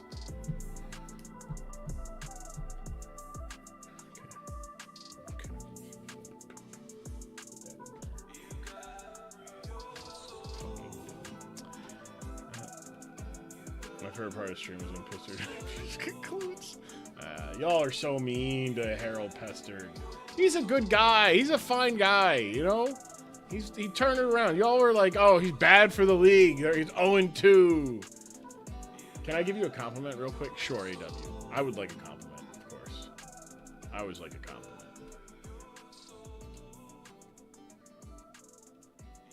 He's juicing his Monty, just admitted it. Week 3. Corn, you turned your headphones down enough this week that I couldn't hear Grum his face. Wow. That's y'all are mean to Mr. Harold Pettis. That's one of your own, man. That is one of your own general managers. And y'all treat him like that. Unbecoming. Well, we do not claim him. What? See, look, Primal Vitamin right there. Sports support. Yeah, look. Thank you. Yeah, supports energy and wellness. A complete vitamin, mineral. Yeah, full. You guys are all like, you all want to see the worst in people, you know? That's the problem. And that's why the work that they do with the Criminal Support Bakery, that's why it's good, right? You guys just want to see the bad in people, right? You just want to see, you want to see criminals for who they are labeled as, right? You don't want to look at the situations that put somebody in a position where they have to decide to break the law in order to survive. It's either die or steal a fucking sandwich, I really, that bugs me. You guys don't really see the humans that they are. And that is unfortunate. But you know what? You'll come around. I have trust in you. I have faith. And in the meantime, let's take for everyone who's incarcerated, so there's more. Yeah, I know, right? Cornman's been over here saying, "Oh, put Grum in jail."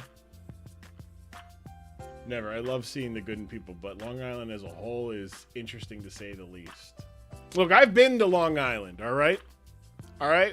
I have good friends in Long Island. All right. It's an okay place. It's an okay place. All right. So, Grum, where is the band subs? I'll have my assistant send it to you there, Corn. Let's take a look here at the New York Cosmic and the Pig's Eye Pig Night match. As we're going to look at the New York Cosmic and K Marvel's lineup here, we got Rotom Heat with the terrain extender. Woo! Look at that. Terrain extender, foul play, volt switch, thunderbolt, electric terrain, max HP. Got some 270 speed. We go look at that in the matchup center there. That's game 6, I believe, right? Yeah. 270, that is going to make it faster than a max speed Titan outside of snow. Yeah, just snow, right? Yeah. Volt switch, thunderbolt, foul play, does really good. Electric. It's electric moves, I should say. It hits a lot of Pokemon for neutral damage. Really good stuff. Foul play, really good into like the Trevenant. Really good into the I wouldn't say it's really good into the Cresselia, but it does hit the Cresselia for super effective damage, so that is pretty good there. Some defense and special defense EVs, good stuff there. Alolan Raichu, Surge Surfer, so we got the first Pokemon that takes advantage of the terrain with Life Orb on the terrain. It's going to have double its speed, so 341 outside of the terrain will make it faster than the Zoroark, but it will be probably likely be faster on the terrain than the Thundurus. Terra Blast, Terra Fighting, Draining Kiss, Thunderbolt, and Psychic Noise. Good stuff there. Max special attack. Then there's Iron Treads, who will also get a boost with its Cork Drive ability from the electric terrain. And we've got that'll be a attack boost. Sorry, that'll be a Cork Drive boost with the attack, so they'll go to 30% boost in its attack. Earthquake, Ice Spinner, Rapid Spin, and Iron Head. Now, Ice Spinner does end the effects of terrain, but you do need that for the Thundurus. It is the only ground immune. It is one of the only ground immune Pokemon Actually, it's one of the many ground Pokemon, but it is the only one that can take an Ice Spinner, or can, or Iron Head is neutral to it, so that's what I'm trying to say there. Rapid Spin to get rid of hazards from the Glamora, and Iron Head for stab elsewhere, Steel type, just Orthworm and Emvor, and the Thundurus don't want to take an Iron Head. Then there's the Heavy Duty Boots Contrary Enamorous with Superpower. So we're spamming Superpower here. Some just real good heat. This is, with the Contrary ability, it doesn't lower its attack and defense. It raises its attack and defense. Iron Head, Play Rough, and Tailwind. So the Alolan Raichu is going to be going fast with or without it this week, it looks like. Max Speed, Max Attack. Good stuff there. Vaporeon with Surf, Ice Beam, Baton Pass, and Wish. Max HP, max defense with a bold nature there. And the Skeledirge with Heavy Duty Boots and Unaware. Torque Song, Earth Power, Slack Off, and Yawn. So good stuff there. Good stuff there. Seeing a lot of like, just really, it's just like there's good synergy with this team, right? You got your Tailwind that helps these two, these Pokemon as well. Two of the three new pickups was right with Vaporeon and Rotom Heat, addressing the water allegations. You have two Pokemon that are immune to water types, but do different things, so you don't have to rely on just the Ogerpon there. But also, like, hey, this team is kind of weak to ground types. Hey, we're gonna levitate, flying types. So good stuff there. Awfully defensive there. You see, wow, that's just. He had to bring you up with him. Is there an electric explosion? There should be. There's not, but you're absolutely right. I guess technically there is Diabeto. It's called it's Galvanized Alolan Golem. Gets whatchamacallit. It's galvanized, turns all normal type moves into electric type moves, and it thus explosion turns it to an electric type move. But yeah, good stuff there from Kyle. Take a look at Didac. We got Assault Vest Emboar this week with Drain Punch, Flare Blitz, Fire Punch, and Iron Head. Shout out Galvanize. Gotta be one of my favorites. And Blaze instead of Reckless. So instead of getting that extra boost there, we're gonna say, hey, no, we're gonna go down a little bit here, and we'll get back some health. We'll get some Fire Punch. Good stuff there. We've got Treever the Trevenant with the Agave Berry, Earthquake, Poison Jab, Curse, and Drain Punch. Max attack, max defense. So that foul play will be doing a lot to this Trevenant. Agave Berry, minus special defense nature. We're good there. Shiny Trev is a go shiny. It is. It absolutely is. It is. Look at that. That's so good. But we did not get the shiny one. Harvest, 50% chance to restore the berry at the end of each turn. 100% in the sun. No sun. So far, I'm not seeing any. So far, just a 50% chance. Soundproof Komodo with Shadow Claw, Thunder Punch, Body Press, and Dragon Tail. Then we've got max HP, max defense. So this will be immune to the psychic noise. But that, I believe, is the only sound-based move that we're seeing here. But yeah, Shadow Claw, just good stuff there. Surprised to see Leftovers instead of Assault Vest here. But Big Cassowary is going to be tanking some hits, baby. Tanking the hits. I think attack-wise, I mean, they're about the same. Then there's Blackfire, the Cresselia with Moonlight, Moonblast, Thunderbolt, and Energy Ball. Max special attack, max HP. So this is actually an interesting set here, right? Because they're actually an interesting bring, because there's nothing dark type wise. Like, there's no Umbreon. Umbreon beats that, but no Umbreon this week, right? So Iron Treads and Alolan Raichu are the only Pokemon that can resist, Cresselia. Like Moonblast and Thunderbolt, it's just the Iron Treads. And that Pokemon is just bulky. bulky. 440 HP. Look at it. Like defenses are pretty good. So worrisome. Luke Cage, the Thunderous with the assault vest. Prankster. I feel like if you're going to run assault vest with pranks, just run Defiant. Oh, I didn't mean to do that. Mainly because you can't use any status moves, so thus Prankster has no thing. Plus, you get it. You get I guess you can't get hit with that. But if you would have got hit with like a Play Rough or a Moonblast, right? Or like just a status move, you get a +2 attack, right? Dark Pulse, Hammer Arm, U-Turn, and Discharge. We got the got a very interesting here. We got the special defense investment, but minusing it, we don't have a finished HP set. Let me make sure this is the right set that I got pasted, and I didn't accidentally click something here. Luke Cage, 84 attack, 150. Yep. It is okay. But yeah. But no, I like Thunder because I like Hammer Arm. Hammer Arm gives it something to hit the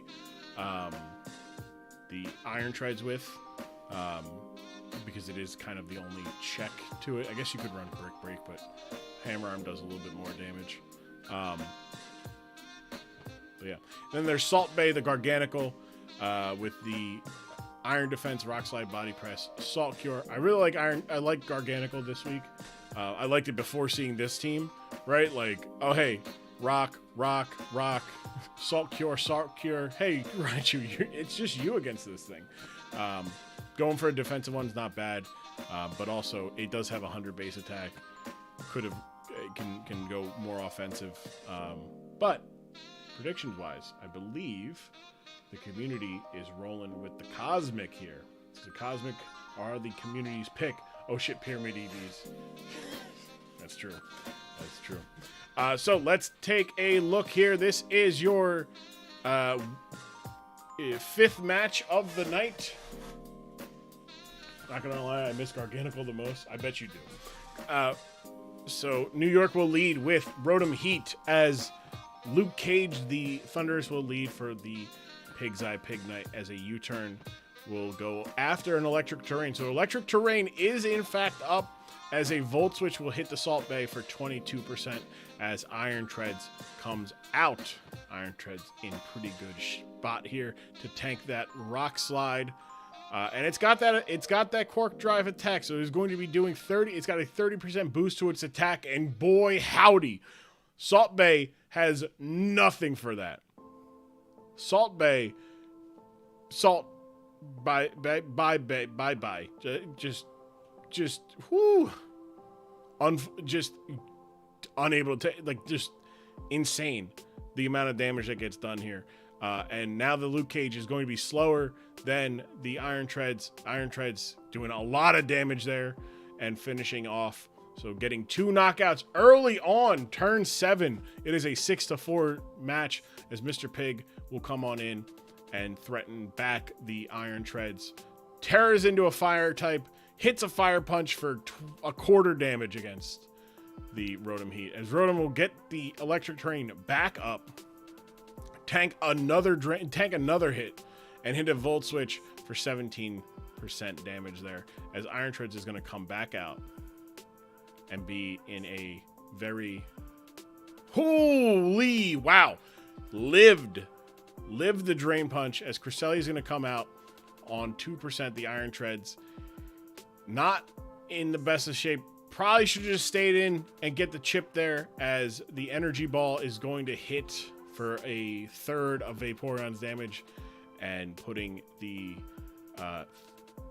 Vaporeon in a little bit of tough spot. Thunderbolt doing a decent amount there, as Vaporeon tanks the Energy Ball. Should have swapped straight, but also smart to stick with the Baton Pass to make sure your Treads doesn't go down, as Treads is going to get back to nearly full health with 2 turns of terrain there. So great play by Kyle there. Thought it was the wrong play. Great play. What a wish pass. Held on as Alolan Raichu is going to come in and take this energy ball for about 68% there, or leaving at 68. So about a third of health there gone. As Thunderbolt is going to hit for 33%, but there's no boost. Terrain does boost grounded Pokemon's electric moves by 50%. As Raichu is going to swap out to a Namorous. And Namorous is going to come in on the Moonlight as the Cresselia is just kind of exerting its own desires and wills against this team. Big Thunderbolt against on it, but the Ironhead not enough as Moonblast is going to take out a Namorous. It is now 5-4. The Rotom Heat can come back out at some point. Skeledirge comes out though, scares off, goes for a Yawn that does in fact hit the big cassowary, even though it's got soundproof. Yawn is technically not a sound move, weirdly enough. Big Shadow Claw as the big Cass will now fall asleep. So Skeledirge putting it to sleep and saying, hey, nighty night. As Mr. Pig comes out, Mr. Pig not going to have to deal with the Skeledirge as Rotom gets the electric terrain up once more as a Drain Punch is going to knock out Rotom. Whew. It is now 4-4 as Iron Treads comes out and has to predict the Cresselia. Does not predict the Cresselia as it goes for another Earthquake as Iron Treads is going to have to stay in and go for an Iron Head because there's not enough. Just that is the wall breaker that it's going to break. It's there to break the wall. And instead the wall gets to run away as the Skeledirge is going to be able to hit for a Torch Song, which is good because it does add a +1. And now Mr. Pig is in trouble. Mr. Pig is in trouble as Earth Power is going to take out the Emboar. Firestarter taking out Firestarter. But now just in trouble there. Yawn's tough because it's still the Pokemon is still asleep as Skeledirge is going to get knocked out when the Torch Song would have helped. Sleep Mod prevented the Cresselia from going to sleep on that turn as Cresselia is going to clean up here, getting a knockout on the Skeledirge, getting a knockout on the Vaporeon. Raichu going for a paralysis, gets knocked out by the Cresselia, who is going to be able to sit here. Big critical hit with the Ice Spinner, but unfortunately it is not going to be enough as a critical hit comes right back as Pig's Eye Pignite get the 3-0 victory. Yes, Torch Song is a sound move. Right. Yawn is not. Which is what I was talking about. The Yawn is not a sound move, technically speaking, which is why it hit the Komodo, even though it has soundproof. We have both general managers in. Perfect. So, Kyle, come on in if you would like to. We talk to you about the game if you want, if you're able to. If not, all good. But yeah, 2 knockouts for the Iron Treads, 1 knockout and a status for Skeledirge as New York is going to take on another Minnesota team here in the form of the Minnesota Lycanroc. 5 knockouts for Cresselia, 1 knockout for Emboar as the Pig's Eye Pignite will host the Dallas Dusclops next week. Kyle K. Marvel, general manager of the New York Cosmic. Tough one. Yeah, I'm not. Yeah, man, I'm not asleep. I'm not asleep while you're on finally. Tough. You got the 1 yawn off. Going for the yawn again. It's a little tough. I feel like the person who helped you prep this week probably should have told you about the sleep clause. That's bad job by them. Whoever that person is, bad job by them. I wouldn't have steered you wrong. Okay. No, listen, it's happening. Great match. Look, you played very well. The wish pass, the ballsy wish pass to be like, no, I can live this. I can live whatever he sends back out. I'm gonna get this baton pass off, and I'm gonna get Iron Treads back in good positioning. Great call, but unfortunate. Just wasn't enough. That Cresselia, not predicted, and it showed. It didn't look like a good matchup. Cresselia didn't see that. They tried to write Cresselia off. He didn't write back. Yeah, man, that Cresselia was tough.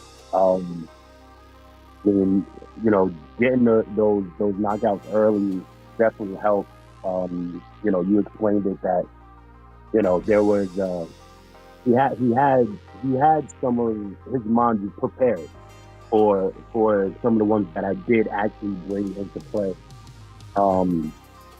But once again, Cresselia, it was rough. It was rough. This is probably the hardest fight I've had to date. Playing better, thinking differently, applying different strategies. So I know Minnesota next week is going to be another tough matchup. But I was looking it over, and I think I might be able to have something for somebody. That's right. How did you like? Coming out of the draft, I had said, and a couple other people had said that you had a team that actually like works pretty well with a electric terrain. Like, you have Alolan Raichu, you have a Future Paradox. You just needed a Pokemon that could like reliably set up terrain that isn't one of those two, right? And you got it in Rotom Heat. It worked really well. Are you going to build upon that and see how you can go with that strategy and what you can build on top of the foundations? Yeah, absolutely. I think Rotom Heat is definitely, after talking it over, and just looking at the abilities and things like that, and then kind of looking at my draft again and who I had, I definitely want to add on to that. And I think there's some other Pokemon that I have that are definitely complement, or Heat will complement. So I'm excited, man. Look, I don't have a win yet, but it's about the fight, right? It's about so yeah, man. I definitely want to add on to that and bring out another surprise for next week. Hey, I don't know if you saw the chat, but they were talking about the team that you had, Heat. They said you were in the kitchen, had to bring the oven with them, some plays. So just so much plays. It feels good they had that kind of everybody going, hey, there's something here with this. He's got something. Right. Yeah, no, listen, man. If it wasn't for the GMs that's been helping me along the way, if it wasn't for somebody helping me along the way, I wouldn't. Who knows? I might have been in that defeated mindset, but no. Queens doesn't do that. We make money. So I'm just saying, people should be on the lookout. That's right. Look, to quote another general manager, you might beat us on the field, but we're jumping you afterwards. Facts. Kyle. with hard Tim. Yeah. You could be feeling the shock all of a sudden. Oh, something's not right here. Then next thing you know, Raichu surfs up to it and just bops you in the face. And then you get rolled over by a fucking robotic wheel.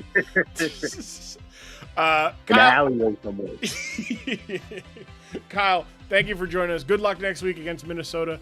It'll be fun to see how your electric terrain and your team, the adjustments you've made roster-wise, match up next week. For sure. Thank you, guys. So now we have, I think we have the other general manager Didect of the Pig's Eye Pig Night. If he come on in. God damn it! Why am I here? Oh, hey, Governor Ventura! Congrats on your team's first win of the season. Madder than I've ever been. You're madder. You won. You gotta Yeah, but win. That screws up the clause that I have here in the contract that says, Jesse, get the fuck out of here! Whoa. How dare you talk to me? Mr. Ventura, we can talk to you afterwards. I do want to talk to the general manager. Sorry about God damn it. I'm sorry about that, Didac. Congrats on the win, man! Yeah! Hey! Right? Let's talk about it. You got the monkey off your back. Got the first one went in. You're good. Good to go. God, finally feels good. Feels good. When you saw Rotom go for electric terrain, like, were you like, what's going on? Like, I want your reaction to that, because like that is not a common thing to see outside of Ubers. Yeah, no. Usually, I'm seeing electric terrain with Miraidon, and I'm getting bent over a barrel, and we don't want to see that here. Suspect. By the way, a Miraidon that is now getting suspect tested in Ubers and might get banned to anything goes. By the way, that's the kind of now they're doing that. Like, oh, the time to do that was 8 months ago. No, they had to wait. They had to wait it out. But yeah, were you like? Obviously, you look at his team and you're like, okay, there's like some electric terrain, but like, do you really run it? When you saw that and said, wait, were you kind of like, it looked like he caught you off guard. He got 2 knockouts really quickly with not a lot of damage to go, and you kind of had to play from behind. You were down, within the first 7 turns, you're down 6-4, and like maybe 40% damage to show for it on the Iron Treads. What was running through your mind at that point? At that point, I'm like, I just, I had to kind of take control of the match. Thankfully, like, I had planned for coverage, putting, fighting moves where I needed them, putting grass moves where I needed them, so that I had that coverage in case Thunderous went down, because he was really there to kind of be the answer. Garganackle, honestly, was just there to stall out if I needed to sit on the back foot for a little while.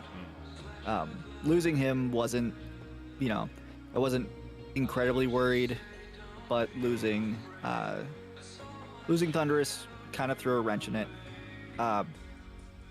But after losing those, it kind of took a second to kind of weigh my options, and it came down to I just have to go for, I don't have to look for Okos. I just gotta look for big enough chips that I can live hits, dish it back, and then get through it and kind of take control of the match that way.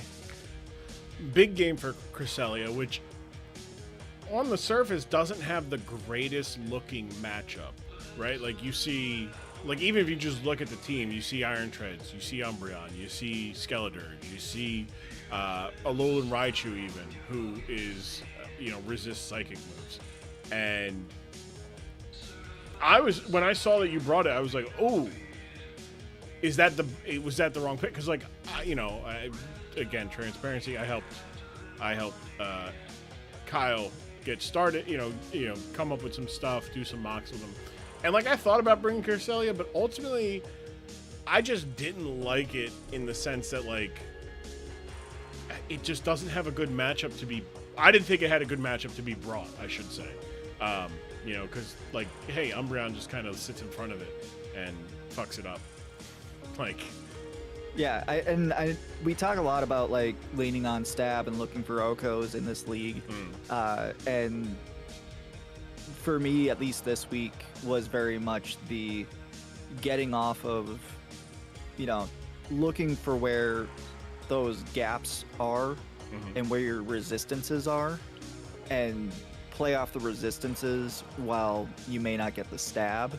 You're still hitting for some kind of weakness, or at least at best neutral. Yeah, and again, Cresselia having good recovery. Like, if I go back and look at it, like, a lot of your team had recovery moves. Like, you had Drain Punch on the Drain Punch on Embor. You had Moonlight. I think you had Recover on, or maybe you didn't have Recover on. I had Drain Punch on Trevenant. Trevenant, right. And you could have Horn Leech. You know, you could have had Horn Leech for the stab, but Grass somewhat isn't reliable against this in that matchup. Mm-hmm. So you're in a really, like, you were able to take those hits and then be able to hit back with like some resist moves. I do have one more question. So next week you do face Roby, and he made some changes to his team.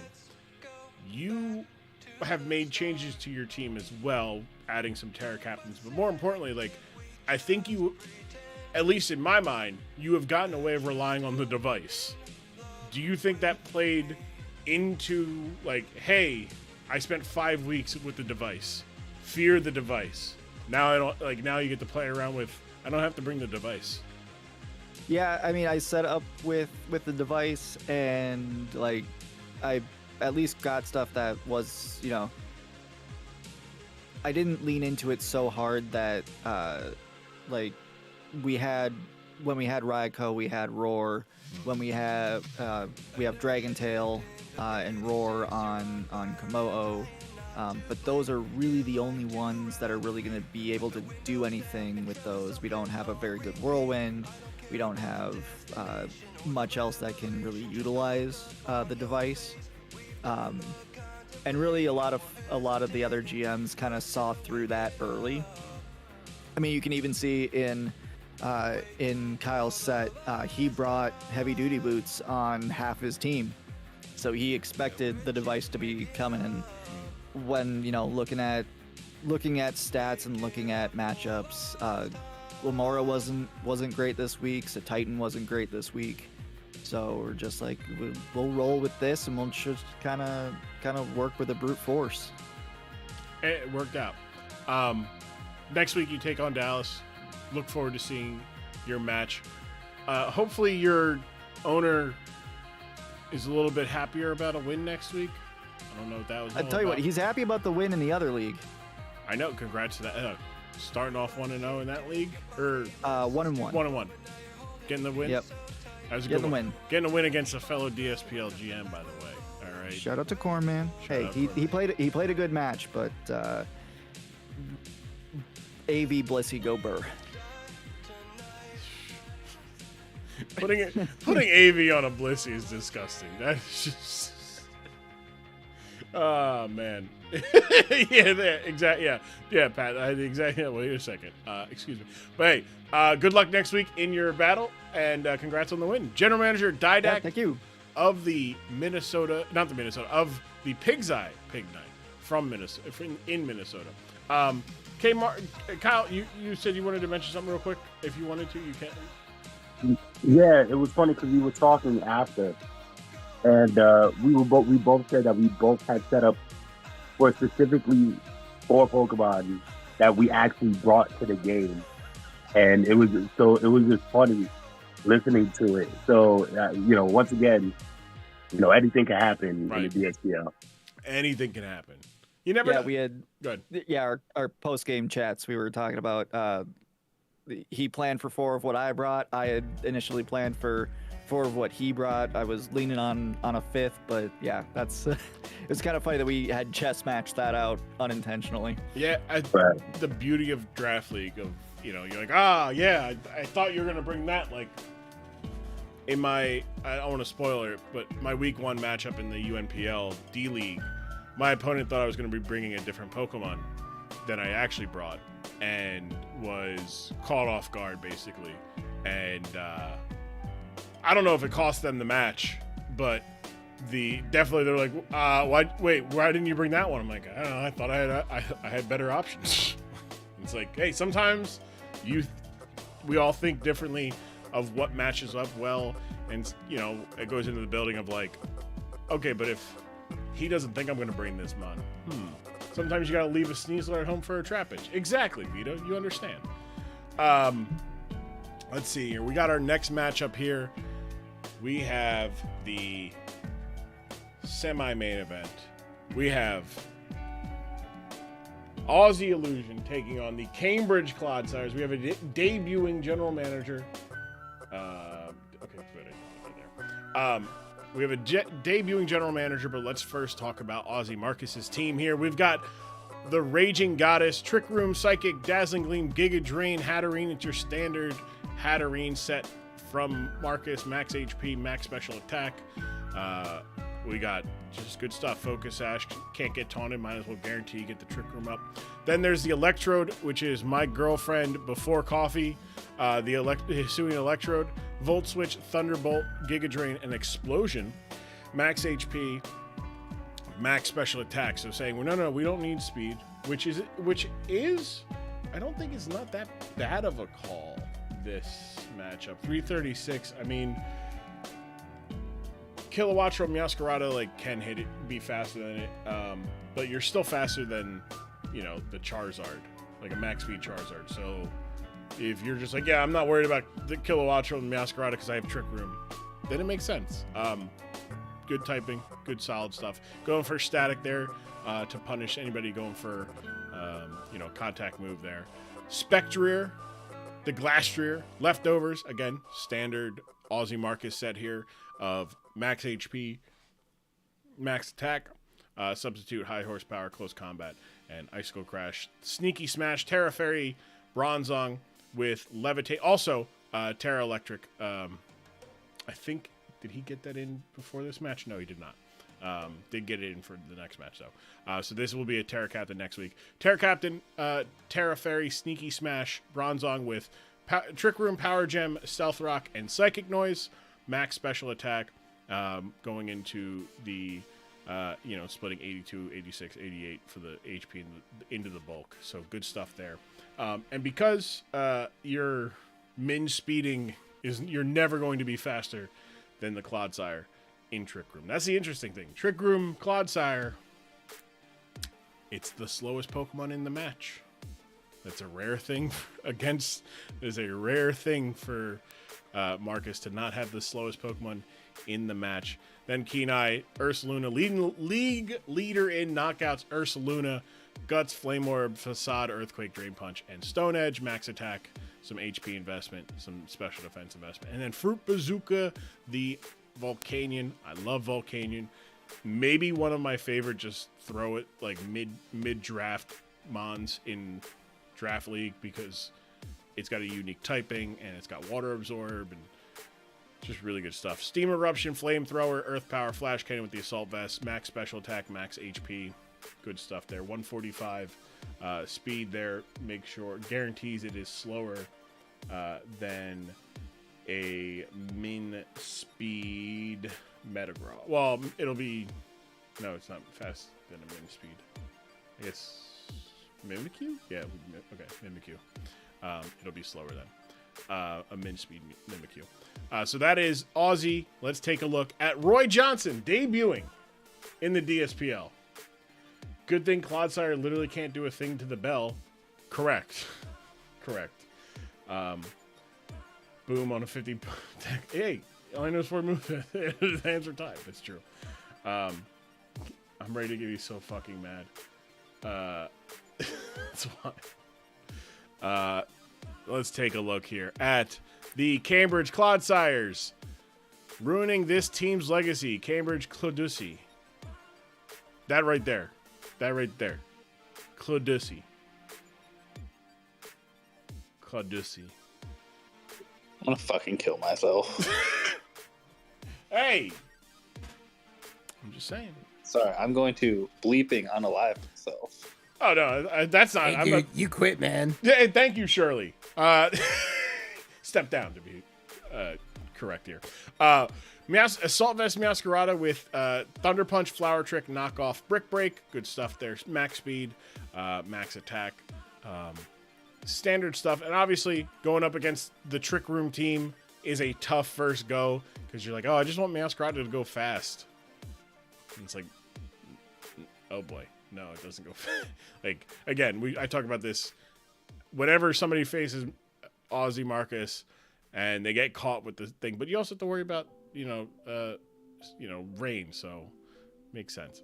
Why didn't you just bring Power Herb Phantom Force Dragapult. How about, hey, whoa, hey, pal, look, you're living in the past. Hey, dude, you're gonna have to come with me. You interrupting Thank too you, much. Shirley. Thank you, Shirley. Take him to the side there. All right. Then we got this, the Metagross with Assault Vest, Earthquake, Psychic Fangs, Heavy Slam, and Knockoff Dragapult. What Dragapult? Like I said, Roy, he's living in the past. Living in the past. Then there's teams, the Mimikyu, Assault Vest, Dazzling Gleam, Shadow Ball, Dark Pulse, and Thunderbolt. So we've got a special attack. Who's in charge here? My security, surely. We've upgraded the security a little bit here. Rough shot over this fine production. He had it last season when he got 6-0 in the championship. Look, that's why I got Shirley, Corn. We had a couple of issues. He said, hey, where's Pister? This guy. Hold up. All right, we're going to put a pause on after. I'm going to finish this because I'm not coming back to this. I'm not looking at Cladusi again. I refuse to look at Cladusi any more than I have to. Special attacking Mimikyu with Dazzling Gleam, Shadow Ball, Dark Pulse, and Thunderbolt. Oh brother. Sableye with leftovers, Ice Punch, Shadow Claw, Knockoff, and Recover. So max attack, Sableye. Then we've got Grimmsnarl with Reflect, Light Screen, Play Rough, and Crunch. Max defense, max special defense as well. So we got a defensive Grimmsnarl like that. And then Cladusi, the Clodsire, with a Payapa Berry. Toxic Spikes, Stealth Rock, Poison Jab, and Recover, max defense, max special. Max defense, max special defense there. More like jokes, this guy's a joke. All right, okay.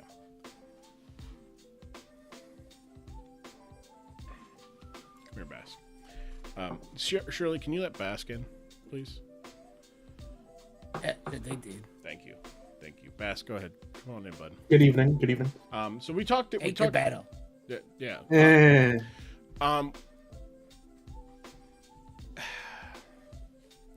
Bask, I got a couple. I want him banned, Grum. I got a couple questions that I need to ask you, pal. All right. And it's up to you. I can ask these questions privately, or I can ask these questions in the open. Your call. I'm an open book. All right. Well, first question I want to ask is, what the fuck were you thinking asking to letting not to go into? Hey, you ban that Pokemon, and I'll let you ban whatever Pokemon of mine, and then we'll just bring what. No, listen, it wasn't smart. Like, no. I'll never.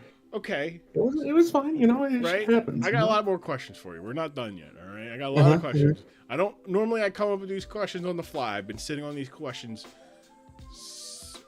since the moment I found out about this gentleman's agreement. All right. Number two.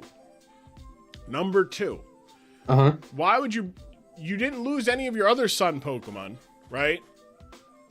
And you saw how good the one Sun. Look at the screen right now. Look at this screen, all right? Look at this screen. Look at this. 3 knockouts from the one Pokemon. The one Pokemon that loves the sun. And you just needed 3 more and you could have won. The other guy had Pikachu on the side. Yeah, no, listen. It wasn't. I didn't even want to bring this on this week. That's the funny thing. Like, I really didn't. And then I just accidentally brought it because I wasn't thinking. Marcus, give me a second. Week. I don't know what that was. I'm grilling Bask here because he wasn't here for his match at. Does Pika have an advocate now? Yeah, it's Harold Pestard. Look at that. He's none of this is relevant, by the way, to my main issue. No, right. And we're going to talk about your main issue because you do.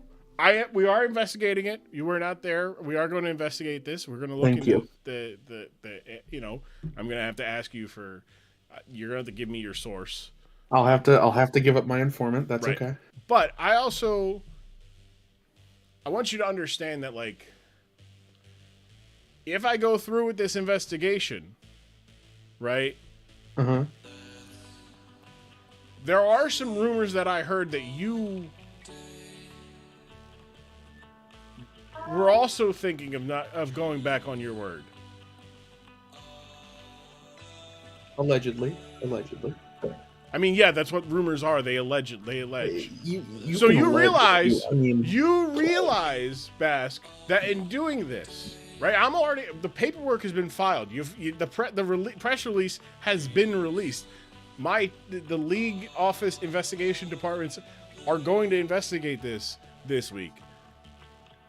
You understand that much like, hey, we're going to investigate Daniel Snyder, there are going to be other people that we might unearth some other stuff.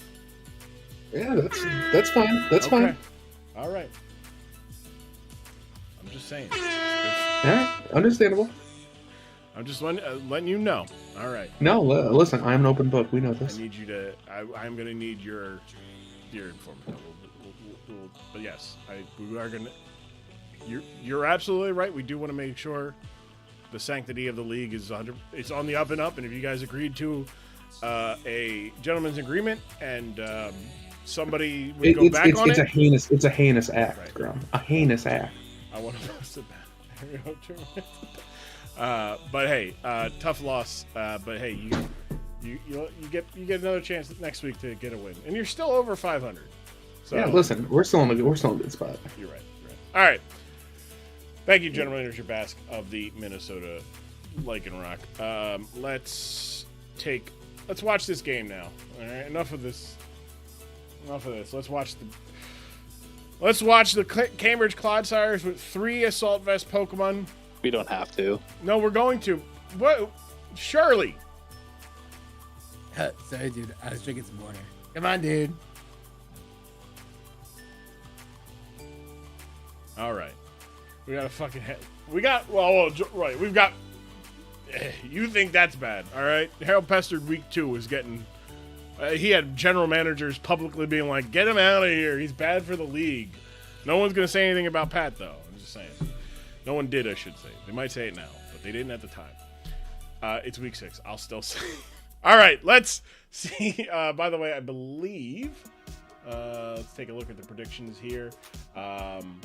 We have actually the Cambridge Clodsires. The community is backing the Clodsires in Roy Johnson's debut, and here we go on the bottom of your screen. Hatterene and the Aussie Illusion on the top. Your Cambridge Clodsires going for the light screen right away, and then the reflect there. Not bad there. Dazzling Gleam is not going to get the kill, and the going to be able to take 2. Wonder what goes for the play rough here. Gets a nice little bit of chip there as the Dazzling Gleam will claim a victim as Hatterene gets a knockout there. Out comes the Clodussy. Bronzong absolutely kind of sits on this as Poison Jab is immune to Poison Jab. As Trick Room goes away, Reflect comes out. Toxic Spike goes up though, as the Trick Room will go back up. Hatterene comes in, gets poisoned, but will be able to send back the Toxic Spikes on the Magic Bounce.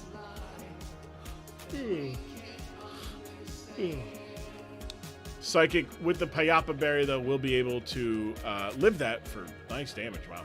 And Poison Jab does get the kill on the Raging Goddess, the Hatterene, as it is 5-5. And out comes the Fat Bear Kenai. The poison giving it the boost as a second set of spikes goes up. So now anybody that comes out will get toxic poison. Mimikyu, though, will come out, take an Earthquake to live through on the disguise.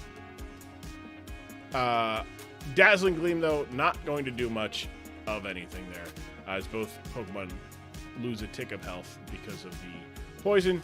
Back comes out. There we go. The Bronzong, who is going to be able to get another Trick Room up with no problem here. Turning into a Fairy type to take the Shadow Ball at neutral instead of taking it at a weak.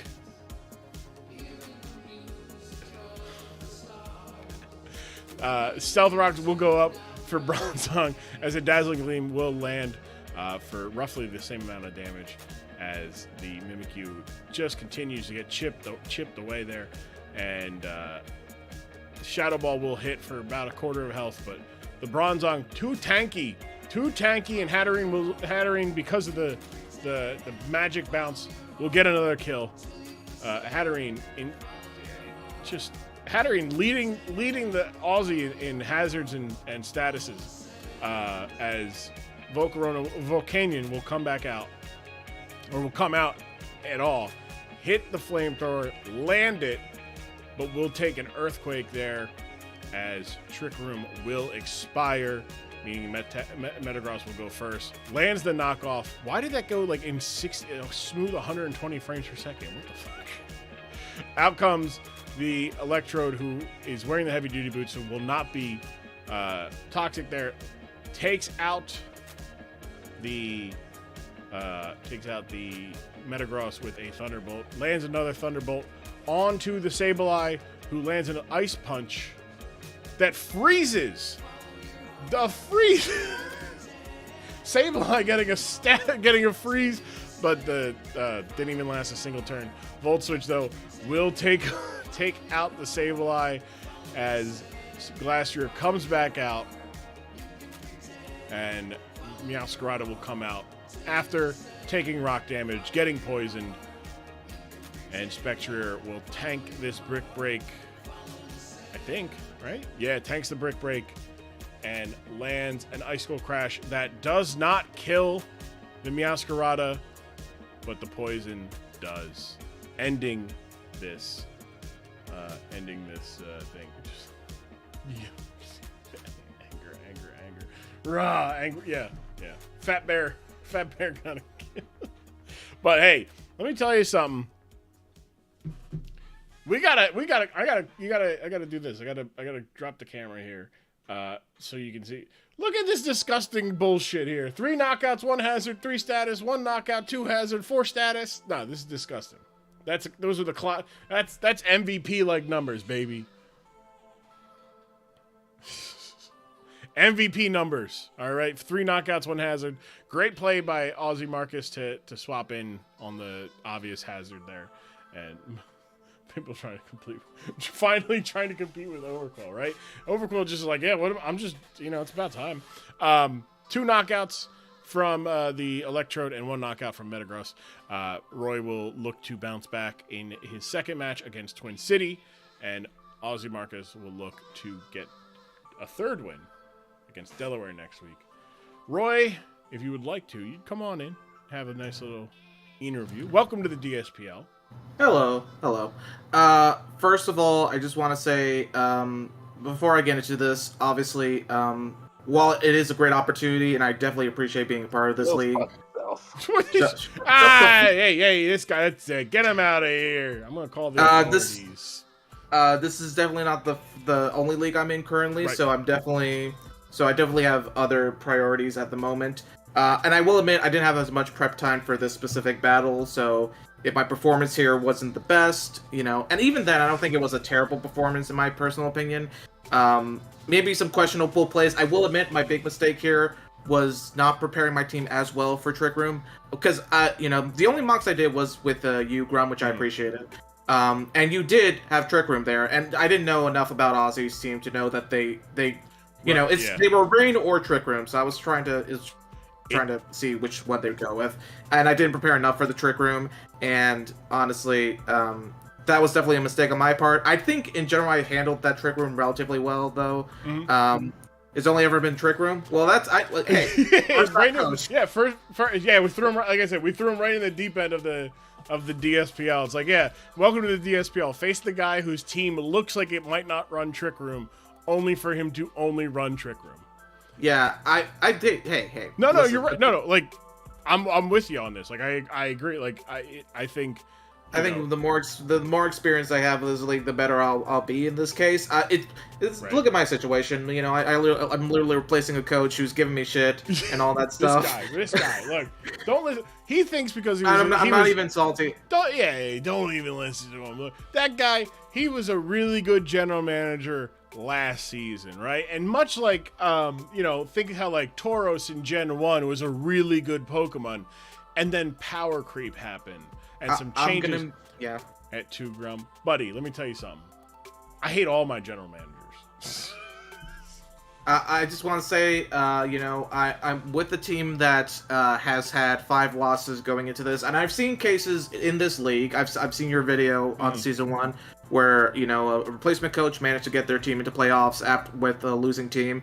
This is not going to be that story, but I'm gonna try. I'm not gonna half-ass this. I'm not gonna have. I will do my best with this team. It's not a team I'm familiar with. The only mons I'm super familiar with right now is Clodsire. That's why I definitely relied on hazards there, the Claudusi, as it were. But what a nickname! Everything. Yeah. When I saw the team, so in the mocks, you know, you had I don't know if you had the nicknames. No, I didn't have the nicknames there because I and then when know. I'm watching the game, it's like Cambridge. I'm like, okay. This, I'm like, okay, teams. Okay, this teams, Cambridge, this teams. Okay, like I thought you were just going in order. I'm like, well, wait, hold on, no, there's an order, and I was like, I felt like Nick Cage in National Treasure. I was like, give me the lemon juice, Riley, get me the lemon juice. I need to. That was a 1 week thing. I was just being cheeky there. That was No, it was good. I was sitting there. I was like, ruining this team's legacy, Claudusi. Oh, okay, yeah. But honestly, you know, I think. You know, I definitely should have probably, in hindsight, prepared more for Trick Room. I think I would have had a better chance. I'm sure the Bronzong would still been annoying. I was contemplating Quaquavel, obviously because of the bronze. Well, it would have done neutral, but still, I think the Bronzong would have been the. It was you know, but yeah, Bronzong I think walled my team in a way, so I don't know if a win was guaranteed at all. Yeah. But I could have prepped a little bit better, so. For Trick Room, but I'm glad with the team I have. I mean, the previous coach got two losses before they even forfeited the next 3. You're in better spot. You got 1 loss, you know.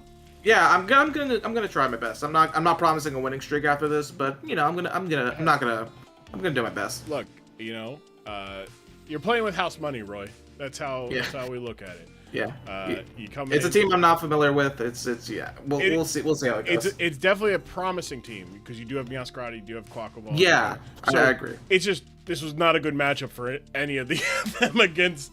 I mean, outside of Trick Room, absolutely, it's just tough to. Like I said, I like you said, and I agree. I think he actually handled the actual Trick Room part of it pretty well. You know, like he didn't get much damage off when he could have. Like. You know, you made him waste some turns of Trick Room with the Grimmsnarl and then with the Mimikyu. So at the very least, like, you're like, oh, cool. All right, no more. You have to, like, you now have to bring, you know, the actual Bronzong back in, you know, and that is something that you know, other general managers have had success with of stalling out the, you know, delaying, wasting turns and forcing Marcus to, you know, go back to his Trick Room people almost immediately. Next week, you're taking on Twin City.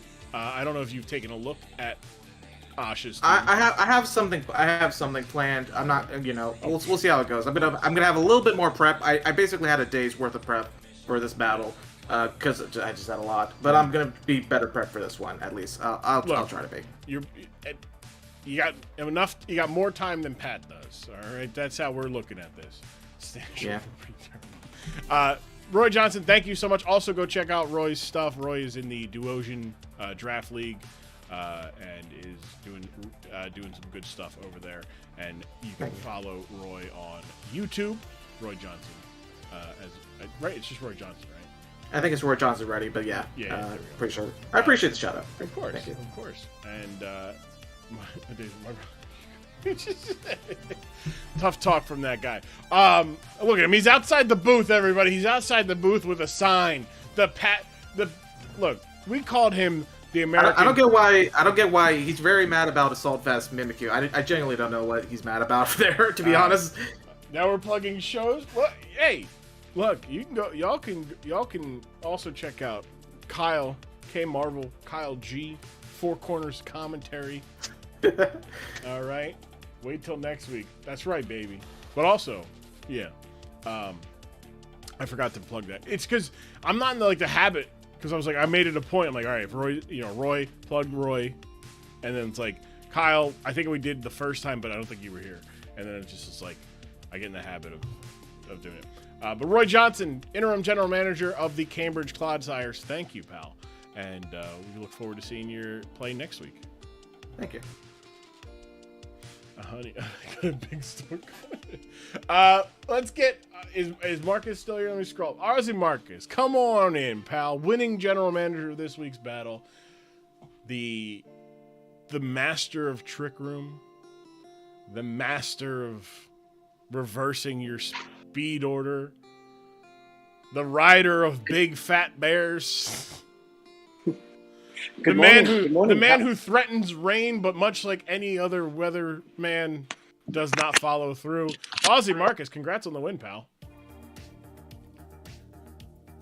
Thank you very much. Thank you very much. Can you hear me? Is that all right? Yes, can hear you perfectly, pal. Yeah. Loud and clear. Apologies, I just came in there from work, but it's good to get another win on the board. Welcome to the league, big dog.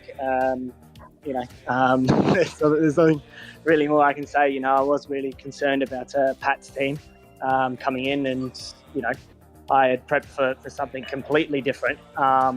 So I'm glad he sort of brought in some curveballs, because that definitely helped me a lot. I was scared of the duck. Really, I was really scared of the duck. That duck is scary. So as somebody who built the team for Roy to prep against, and I've told you this, that Slowbro of yours is a threatening Pokemon that I look at every time I prep for, and I know Corn has helped other people. Like, the running gag is Corn is the scout team Marcus, because he has just run so many mocks for people where he's like, I am Scout Team Marcus. I know what I'm doing here. But yeah, like I think in my mocks against Roy, I had brought Slowbro, and Quackaball just didn't do anything, because it's like, oh, this resists both of his stabs. It gets nothing for this. Like it gets Fling, but then you're like, Fling Big Nugget does like 70% at +1 and dies to a Psychic, or Psy-Shot. So. I was thinking about it, but then I again just sort of went with as I normally do, just the stock standard build. Mm-hmm. I went outside the box today with my girlfriend before coffee, but apart from that was the only reason I actually brought that, because I thought that was a better fight for the duck itself. A slow row probably would have been better than bringing Electrode, but Electrode can do some work, right? Especially without as much Trick Room usage this time around. And now it's Terra Captain, so you get to have that threat going. Like, oh shit, this thing's gonna Terra Fairy or Terra Ice. Like, fuck, we're screwed. Yeah. I have no idea what that will do, but I thought, might as well use another squat. Right. Yeah. Why not? You had it. Next week, you take on Hob and the Delaware Fighting Blazikins, who thrive on speed. Like, Blaziken gets faster every turn. But also he loves the snow.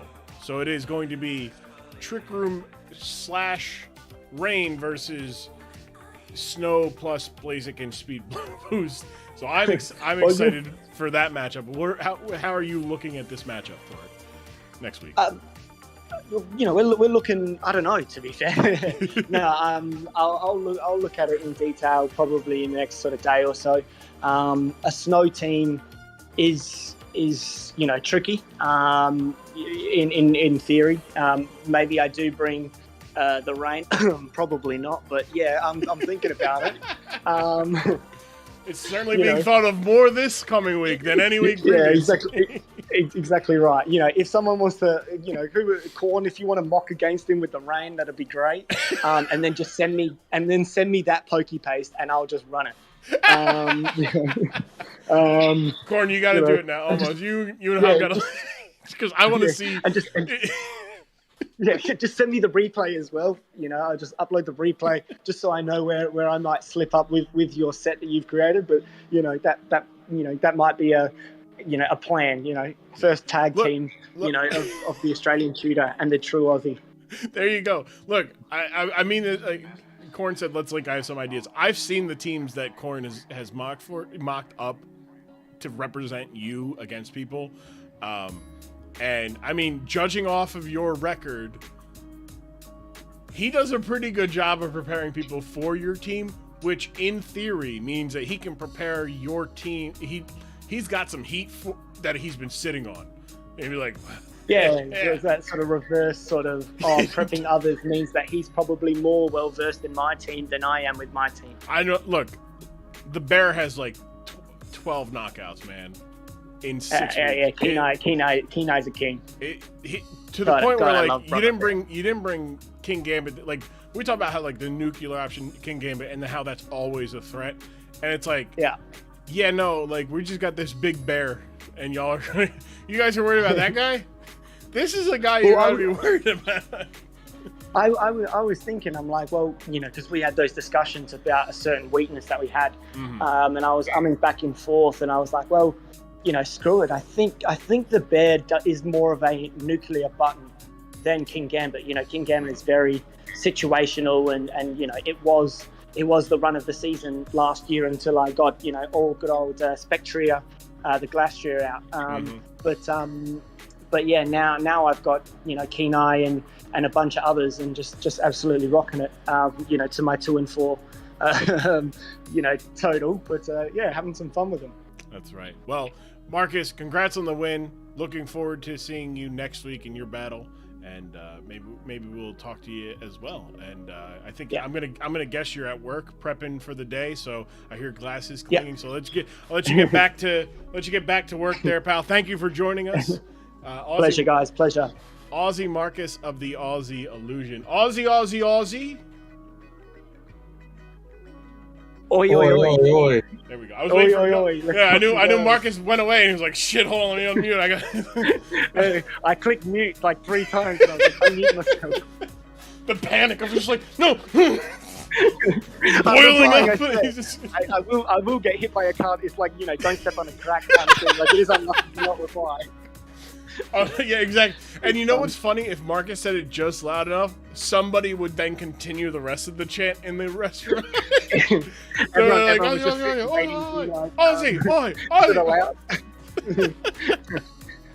sick. Thanks, Grant. Appreciate it. Thank you, pal. Take it easy. Again, congrats to Aussie Marcus of the Aussie Illusion.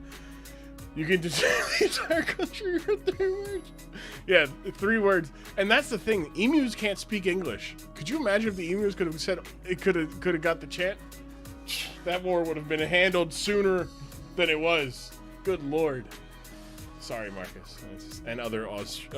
I got plenty of Aussie friends. Shout out to Rhea Ripley, right? Yeah. Also, can we, real quick, all right, wrestling side tangent here.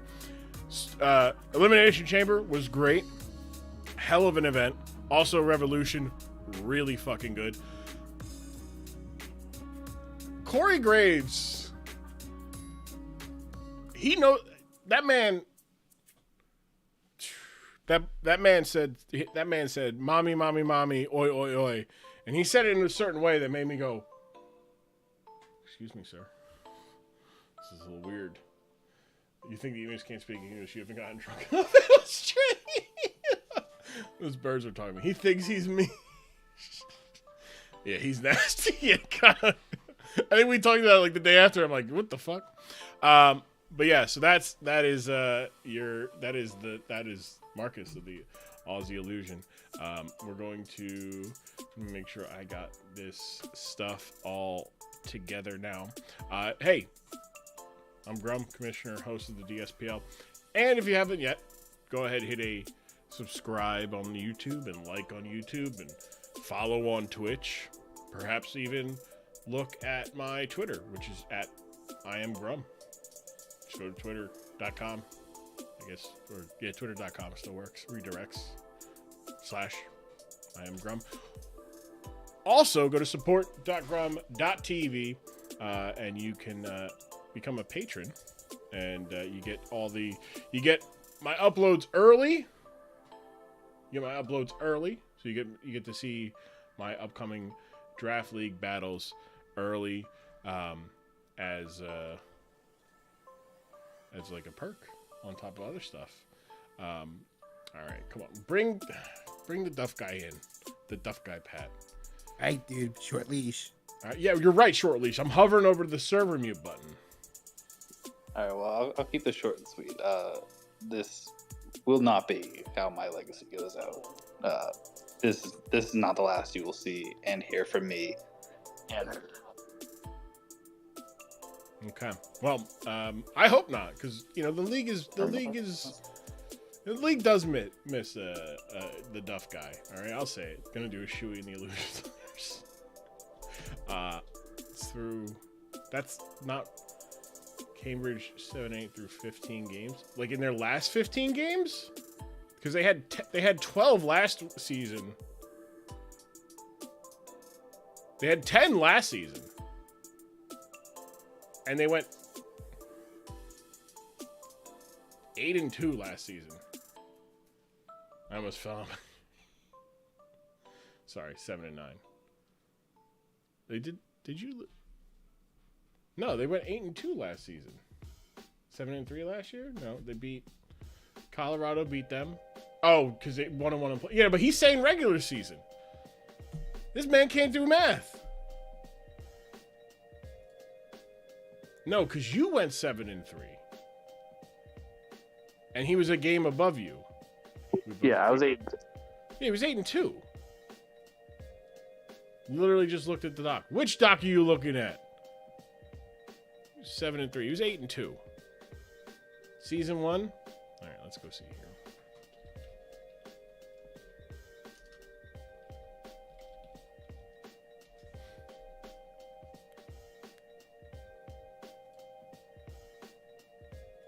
Who did you lose to?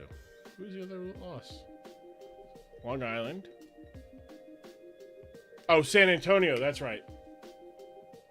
San Antonio. I forgot about that game. That's right. So he was 7-3. Burger. He was 7-3. So 8-4 last season. Plus 0-6. 8-10. Yeah, 8-10. He fucking sucks. Okay. All right. God, by the way, can we real quick, can we talk about the improvement to the, I think this is an improvement. All right. We used to have this plus an entire separate doc with like replays and team pace, and that shit was so fucking annoying to go through and to fucking keep track of. And then this season I said, hey, we're just going to do it this way. You see who loses. New doc is great. I love it. Love it. No complaint. I love this. Like, cause you just click there, bang. It's so easy. It's easy on me for sure. Because I can put everything in. It's fantastic. Love it. Very helpful, right? It's all right here. It's all right. Everything's right here. You got the game link in the verses. So you go back and look. Obviously, if there's a forfeit, like this one that Cambridge forfeited, or this one where Cambridge forfeited, this should actually look like this. Because then there's an insinuation that it's a thing. Or this one that Cambridge forfeited. Like these ones, like there's no game there, but there is a game there. Yeah, but that one also doesn't have a thing, so we're good. Yeah. There's a rubber butt. Wait, what? Oh, there's a rub butter on torn ACL joke here. I was like, rubber butter, what? Excuse me? I'm putting my fucking ass in the goddamn just blender there. But yeah, support.grum.tv. You can see all my videos and everything gets uploaded. I'm thinking about putting like a DSPL tier or something DSPL related onto it. I'm not quite sure yet. Rubber butt. Rubber butt. Rubber butt.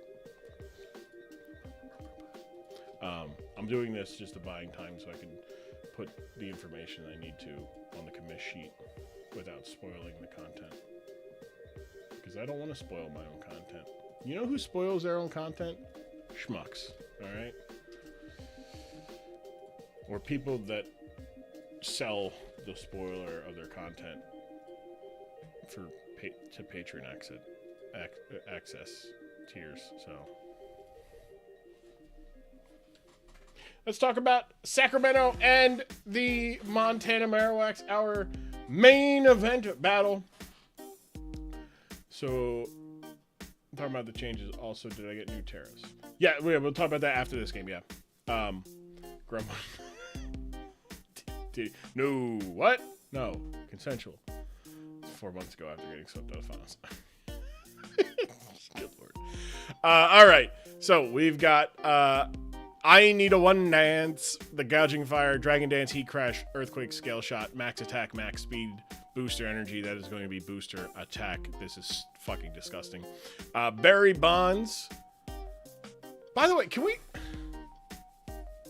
talk about how like Ting Lu and Gouging Fire have just fucking huge hats?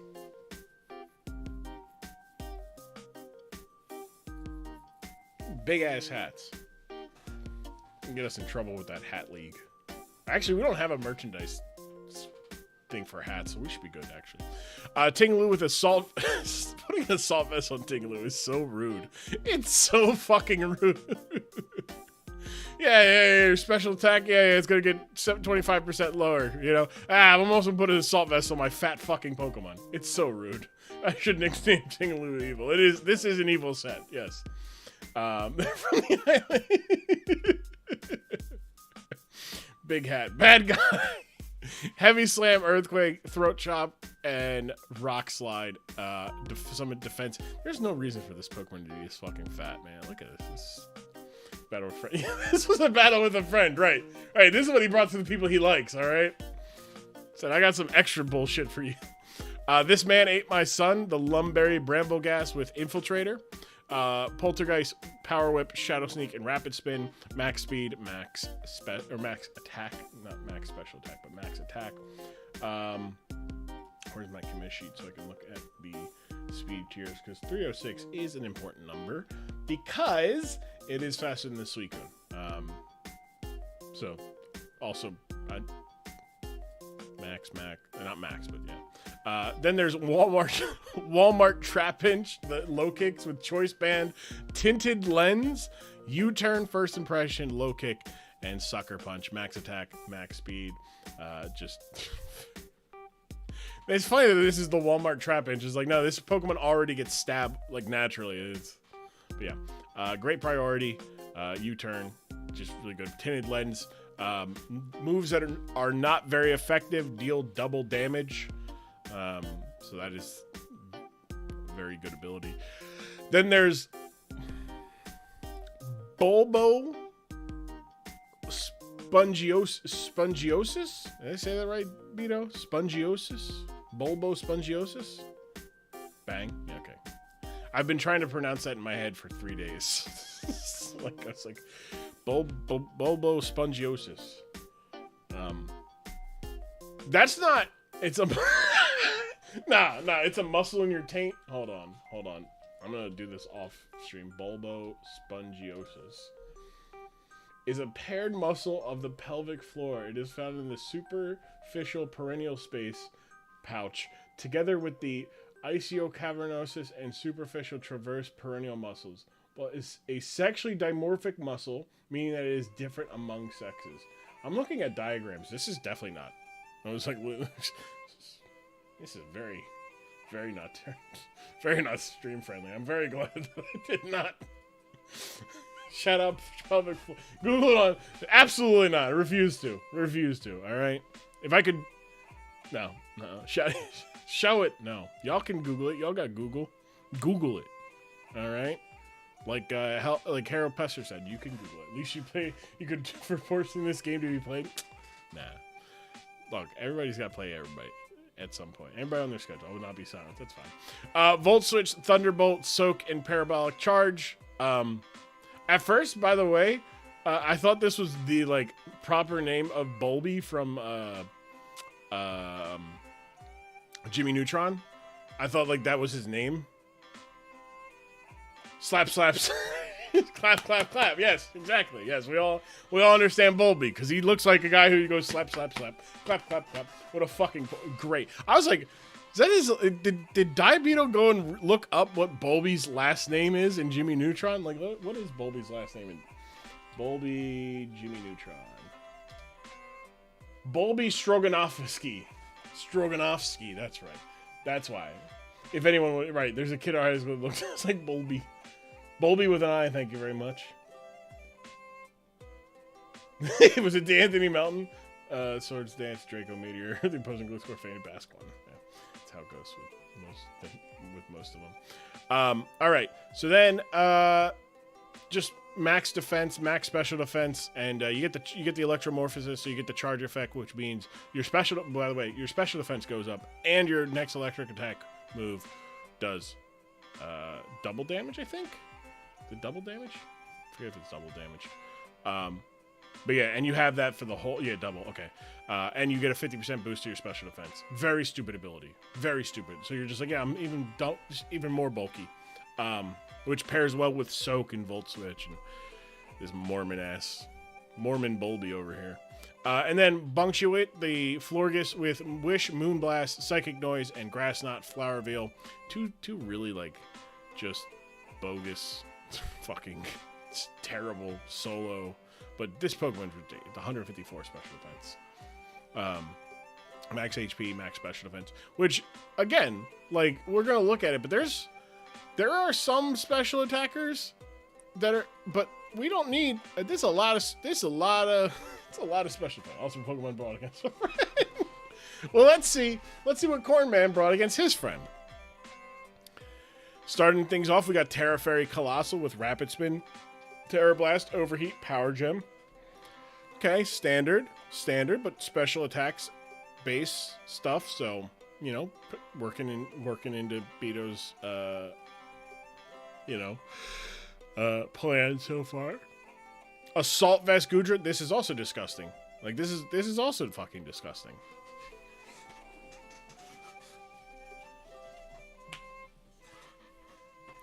Why are you putting assault vest on this fucker? Sitting here and be like, oh, that's... I mean, look, you guys are evil for putting... Beto is absolutely evil for putting an assault vest on and investment into a Tinglu. Goodra with an assault vest is absolutely disgusting. Earthquake, Heavy Slam, Dragon Tail, and Body Press. These guys, for real, they're such dickheads. They really are. Then there's the Iron Valiant with Choice Specs. Again, playing right into... Beto's strategy here. Shadow Ball, Moonblast, Thunderbolt, and Vacuum Wave. Max 318 speed. I believe. I just looked at that, and now I'm looking at Bulbo Sponges again. 318 is gonna make it faster than the Articuno, so. But the Sneasler, it would never be faster than. So no need to worry about that. Put the rest into some bulk. Lightning Bug with Expert Belt, Air Slash, Discharge, Volt Switch, and Bug Buzz. So some speed investment here. 204? 201? Get it faster than... I'll get it faster than Melodic. That looks about it, right? Base speed Melodic. I'm sitting here like looking like 201. What is base speed Melodic? Because there's no sticky webs here, so it's not to do any of that. But good stuff there. Then there's Mystique, the Zoroark with Choice Specs, Shadow Ball, Grass Knot, Sludge Bomb, and Hyper Voice. No U-turn here. No U-turn, which I found interesting. But still very, just a lot. Again, leading it right into the special attack. And then Murder and Pestle, the Sinistcha with Calm Mind, Machagacho, Strength Sap, and Shadow Ball, Heat Proof, Terra Grass, and the Lightning Bug is Terra Ghost, by the way. Good sets. I like this. A lot of special attacks. So, like, very special defensively invested Pokemon here. And then very special attack invested Pokemon here. So, some good stuff there. Some good stuff. Except the Goodra here. Goodra, these are all physical. So, the community. Mystique is a great name. Harold Pester. No, Pestle. Pestle, not Pestered. Pestle. Like an L. Pestle. Pestle. The community backing the Montana Marowaks here. And we'll get our final game of the night. Your main event as Bulbo Spongiosis leads tank first for Sacramento, as Murder and Pestle will swap out after leading for Montana. Bulbo tears into the electric type for a Volt Switch. getting not any fucking none. Zero damage there. Iron Valiant's going to come out, though, as Walmart Trappage goes for a U-turn that does a lot thanks to Tinted Lens. And is in front of the Barry Bonds, who, again, has a assault vest. And even, wow, with an assault vest, that still did a lot of damage. Whoo-wee! Wow. Wowzers. Barry Bonds taking out the Iron Valiant early. Terra Fairy, the Colossal Terras into a Fairy type to go for a Terry Blast. Fairy Terra Blast as the floor just switches out, goes for the Wish as expecting a swap to the Ting Lu, who is going to be able to take this heavy body press. Good call, but Cornman calling the switch to the Ting Lu, but or the Wish to Ting Lu. Goes for the body press, but not enough, as Murder and Pestle is going to come in on the Earthquake, as it is in a spot where Belly Bolt now will come out. Goes for the Combine. So great call there to get set up. Machagacha doing a lot of damage. 75% of his health there, goddamn. But giving a charge there as Bulbo goes for a little bit of a better move. It is Ghost Grass versus Ghost Grass, and Korn blinked first as Poltergeist misses. Poltergeist misses here as Florgus now comes out and the just tanks a Bug Buzz. Critical hit Bug Buzz at that. Like, good lord. This is just it. Like, Korn's not out of this at all. He's making progress with huge hits. It's just tough to be able to. You're taking so much, you got fat Pokemon on the other side there. As Belly Bolt's going to come out there, and Belly Bolt is going to take an Earthquake. Great call. Korn has been on it with the calls, though. Predicted the switch into the Ting Lu, predicted the switch, or at least went for the Earthquake to cover the switch to the Belly Bolt. Big Bug Buzz from the Ting Lu, but the Ting Lu is going to hit 2 Rock Slides to take out the Vikavolt, who is now in a pretty, well, not a terrible spot, as Florgus is going to come in on the Grass Knot to get it below 50, but the leftovers will get it back over, as swapping the, that's right, wait a second, that's a Hisuian, that's a Hisuian Zoroark.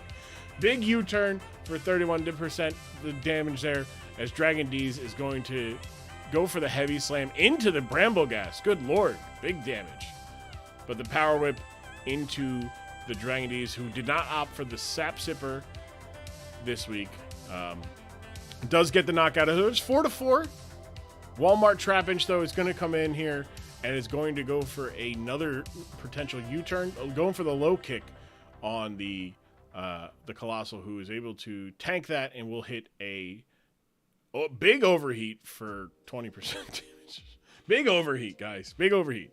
Now, that will give the Florgus the ability to go for a Wish here and potentially pass it along, or just hold on to it, as a Moonblast is only going to do 15%.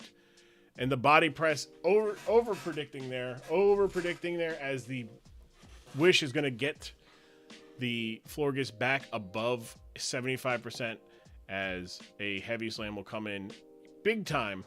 But this Goodra is in a bad way. U-turn, big U-turn, breaks the illusion as Ting Lu comes out, and Ting Lu can probably tank a hit here. Hyper Voice does not get the kill, and Heavy Slam will take out. So that is Ting Lu with another knockout there. Ting Lu putting in work this week. Barry Bonds, Murder and Pestle, though, is in a rough spot. Going to have to go for maybe get a burn here. Maybe gets a burn. Does get the burn as the Machagacha gets the health back, but the Life Orb is in rough positioning there. Murder and Pestle getting the Psychic Noise. Can no longer use Machagacha, but does not matter, as Calm Mind is the move this turn, as the leftovers is canceled out by the burn. A big Moonblast taking the Machagacha down to about 16%. And because it is not faster than the Florges is going to be able to get a knockout here, as Mortar and Pestle could not recover any damage there on a Machagacha, as Dragon D's is going to go down on the switch. And there it is. There's the Moonblast that takes out the Hisuian Gudra, leaving Colossal and the Sinistra alone with 4 dangerous Pokemon there. But Terra Blast from the Terra Fairy Colossal takes down Florges, leaving Gouging Fire with its Photosynthesis, getting the boost, going for the Dragon Dance. Cannot be burned, by the way. Does not fear a -1. I should have maybe not feared, but that Moonblast doing a lot of damage there, because those power gen, that's a kill. That's a kill. That is a kill if it was not for the -1 from the Moonblast. So great, just good, some solid luck there, as Gouging Fire will come in, clean up, survive the last gasp of air from the Colossal there, as Sacramento will remain undefeated, winning 3-0. 3 knockouts from Ting Lu, 2 knockouts from Gouging Fire. They're going to be taking on the Edina Sting next week, as Cornman and his Montana Marowak will take on Colorado next week. Strong performance from Gudra and Colossal. Was in a position where the Ting Lu was at 4% health, died to I think it was a roll to the Hyper Voice. The low kicks was within range. Getting a -1 on the Moonblast, not favorable for Cornman. Cornman, come on in. Let's talk about this. You played a hell of a game. You had a tough assignment, because your pal in the Bloodline, Diabeto, brought some absolutely bullshit sets against you. Fucking Assault Vest Ting Lu is a crime. I might have to investigate. I'm surprised Bass didn't call for that to be investigated. That's probably more of a front to the sanctity of the league than whatever he argued about. How did you feel coming out of this match, Corn? I mean, Beto's undefeated for a reason. Like, this team is absolutely disgusting to go against. I was not planning, or I did not think that he was going so hard into special defense this week, because I know he loves his Skarmory, and I know that, Ting Lu's beefy no matter what, but like Assault Vest Ting Lu is, you can't do a thing to it, special defense or special attack wise. Mm-hmm. Forgetting that Ting Lu had Heavy Slam to take out Valiant on like turn 3 was definitely a butthole puckering moment for me. I kind of realized that I was fighting from behind there, and also kind of forgetting how Tinted Lens worked. So I was switching into like resisted hits on the U-turns and things like that, and those were like chipping away 30-40% a piece. So that was tough. It was a fun battle, but yeah, like you said, like the Moonblast Terra on the Colossal, dropping the special attack for the power gems to not KO the Gouging Fire. Terra Fairy Colossal kind of like shit on his team, so having that not be able to like play out in my favor there, and losing out on a couple of rolls really was the difference. And the predicting who was going to get the wish, Florges or Ting Lu, with the Gudra out there was like a 50-50 shot every time. Mm-hmm. Either I hit body press or I hit heavy slam. It's going to hit one of them hard.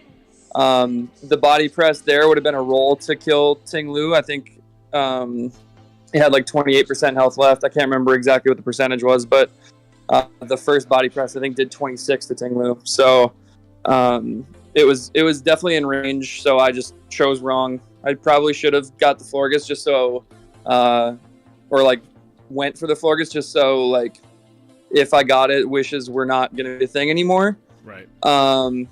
You know, in retrospect, but I just kind of went with what my gut was telling me at the time, and I chose wrong. Hey, it is ultimately you made some great. Like you chose wrong on one play. I think sometimes that's all it is. All it takes. But you nailed it on the first one. You know, you went for the body press. Nailed it perfectly.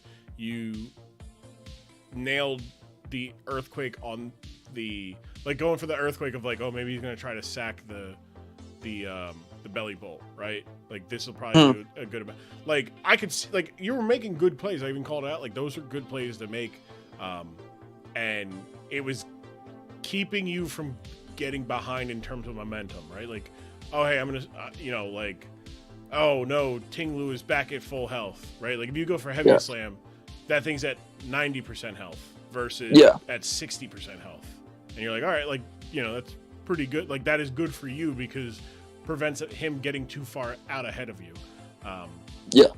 Why no Sap Sipper on the Hisuian Gudra? That's a good question. I didn't think I was gonna see Brambleghast this week. I didn't think it had a great matchup against my team. So I was a little bit surprised to see it. And I also wasn't bringing like Quagsire or Suicune where it would like bait in a bunch of grass attacks. I know just the threat of them having them on my roster would maybe bring Brambleghast, but I just wanted to not get crit, so I went with the Shield Armor. And also I didn't bring Webs and I didn't bring Gooey because of the competitive boost that Articuno and Milotic can get, so that's why I didn't go anything that would drop his stats, because I don't want to get reverse swept by like a Terra Fairy Articuno that gets Terra, so it gets stuck in webs. So that's why we opted out of that. That was a great call. Like because I think it was against British where that kind of got punished. So learning from others' mistakes, very good. But wait, so I do have a question. Was the speed investment in the Vikavolt, was that to be faster than neutral, base speed, like melodic and whatnot? Yeah, that was, it was initially I put speed on Vikavolt to outspeed Skarmory, because I was sure that Skarmory was coming. And it like a discharge with neutral speed Skarmory. I think and I put it even a little bit more once I saw that Milotic neutral was like only a little bit farther ahead than that. That was to just catch the Skarmory off guard, because I've been running slow ass Vikavolt all year. So I was hoping I could get the Skarmory out of there, get a physical defender, out of the game. So that like that unlocked Gudra and Colossal kind of as my physical attacking weapons, but as we're gonna get to at the end of the stream here, I kind of can't rely on my walls to also be my physical attackers. So that is why some moves have been made. All right, good. Hey, it's tough. You held up, well against the team that Beto has, which is an undefeated team, and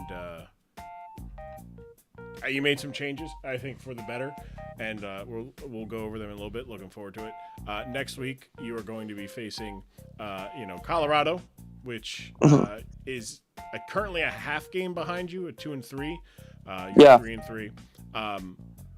Are you going to go full into seeing what these changes are, or are you going to kind of slow go it and like slowly implement some of those changes into the actual lineups? We're gonna play with some new toys without getting too far into it. And I don't want to leak too much of my game plan, but there's some fun buttons that I picked up, and I want to click some fun buttons. So excited for you. The buttons are fun. Cornman, general manager of the Montana Marowaks, thank you for your time. Unfortunate result this week, but we're going to turn it around next week. Yeah, I'm excited. 7-3 is still very much in the picture. Osh got put to sleep 6 times by a mushroom, so I'm not really concerned about him calling me bloodline fodder. And I've got another bloodline matchup with AW week 8, and then we revive a little season 1 rivalry with Orin week 10. So 7-3 isn't out of the picture. That's what I'm going to try to do. 7-3 definitely gets me in the playoffs. So as long as I get there, none of this bullshit matters. Yeah, look, he's looking ahead. He said week 9. That's 7 and 8. He's still got 7 and 8 in between. So you keep focused on the road ahead, and you will surely see success. Listen, I wasn't gonna call Osh out on stream, but I feel like it's only fair that I get a little bit of a response to absolutely. What I felt like was a low blow. He was lashing out, and I am one to allow shit talk. I mean, you got to shit talk Harold Pestered, and I gave you the room to either swing or swing, and it happened. So the floor is yours for a response to Mr. Osh and his comments from earlier. Yeah, no, I do it for the content, even though the deck seemingly is stacked against me. I've made a lot of enemies because I feel like I'm the only one really embracing GM on GM beef, and that's fine. I can live with that. It sucks when I talk and I take L's. You gotta kind of swallow those, but I think it's making me a better battler. And I'm it's easier to move on to the next week after I've taken a couple. Look, you had a very incredibly successful debut season. You went 6-1, almost made the playoffs, almost took your winless team to the playoffs. No one else did. No one has, Yep. Roy sure isn't. Look, Corn, thank you for your time, pal. Yo-Yer, thank you for your time. We'll talk to you next week. You guys. Diabito, come on in, pal. Winning general manager. Hit me with that beautiful line, pal. Let me talk to you. 3-0 victory. Keeping pace as best you can with Kuhn. Kuhn's dropping bigger bombs, but hey, man, the win-loss is all the same. If you have less losses than Kuhn, or anybody really, you're gonna be number 1. And with performances like that from Ting Lu and Gouging Fire, could have got scary though at the end. Could have got scary. Yeah, I feel like even without this, after one earthquake, low kicks, either you turned once or twice and it was dead, and Sinisha was at 6. I still get it, but no, he was. Listen, I know he didn't think I'd bring Brambleghast. I was not losing to Combine Suicune, okay? No matter what. That just was not happening, okay? So I just put that on there. You've seen Suicune 6-0. I'm not having... Listen, buddy. Listen. It's Combine Suicune and Combine Sinisha. I wasn't losing to those two. So, and he was playing crazy in the beginning. Right. So, I don't know if it killed max defense, but I did calc him. Poltergeist would have killed Gudra, and I thought he would do it. And I was so confident he was going into the Zoroark, and I was like, buddy, do I have something for you? And I did 10% to a Gudra.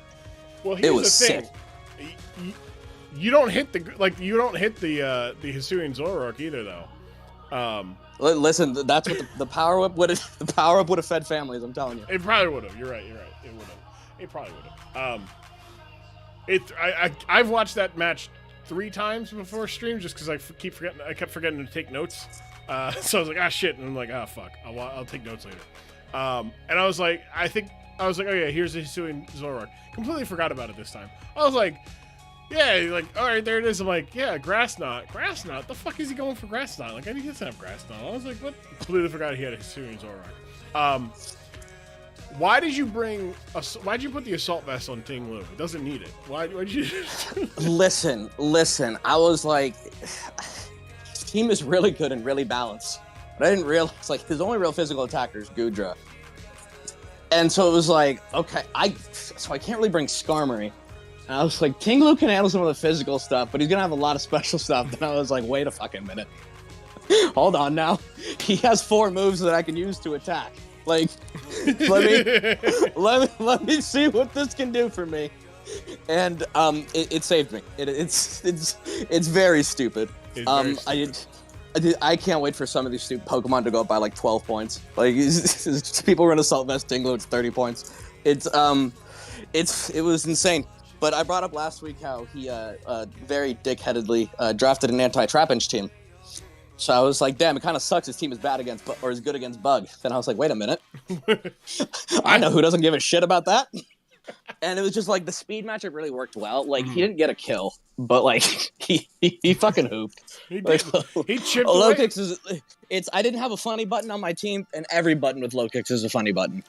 Like, also, like, I think the lowest amount of damage it did was 25 or 28% to a quad resisting Iron Valiant. Like, Yeah, whereas like 20 with the low kick to Colossal. right? Or yeah, I think even that might have been the lowest one. But still, like, Jesus Christ, man.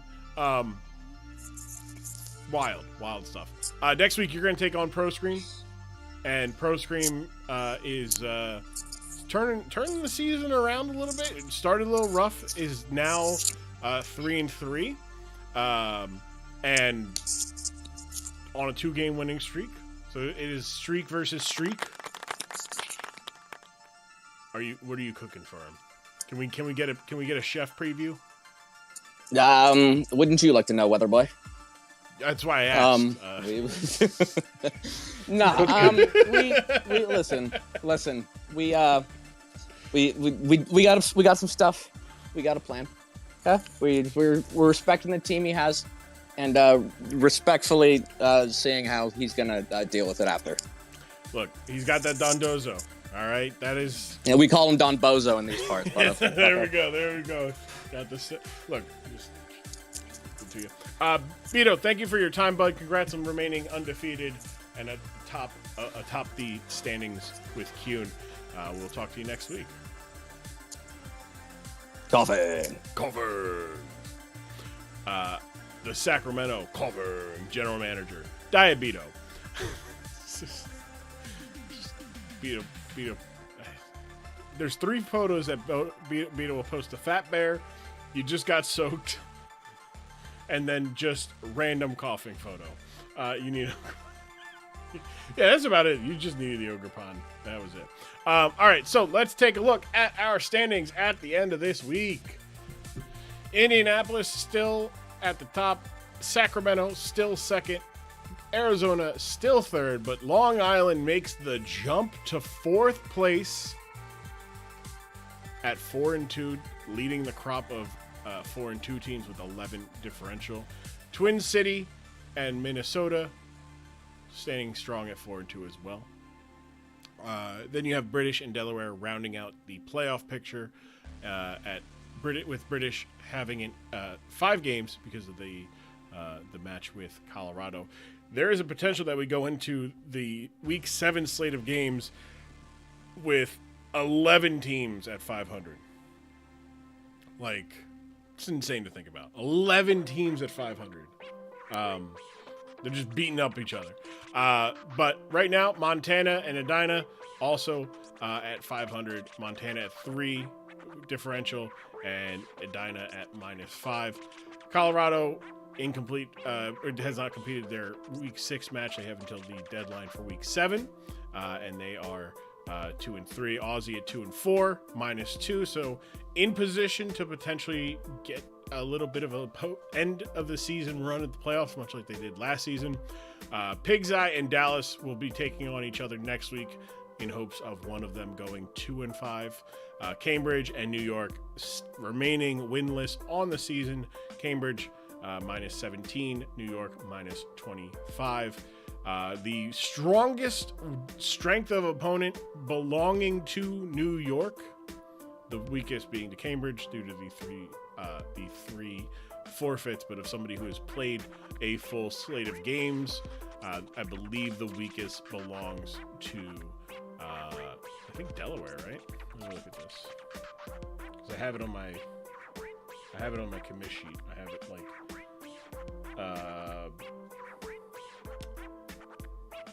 let's see.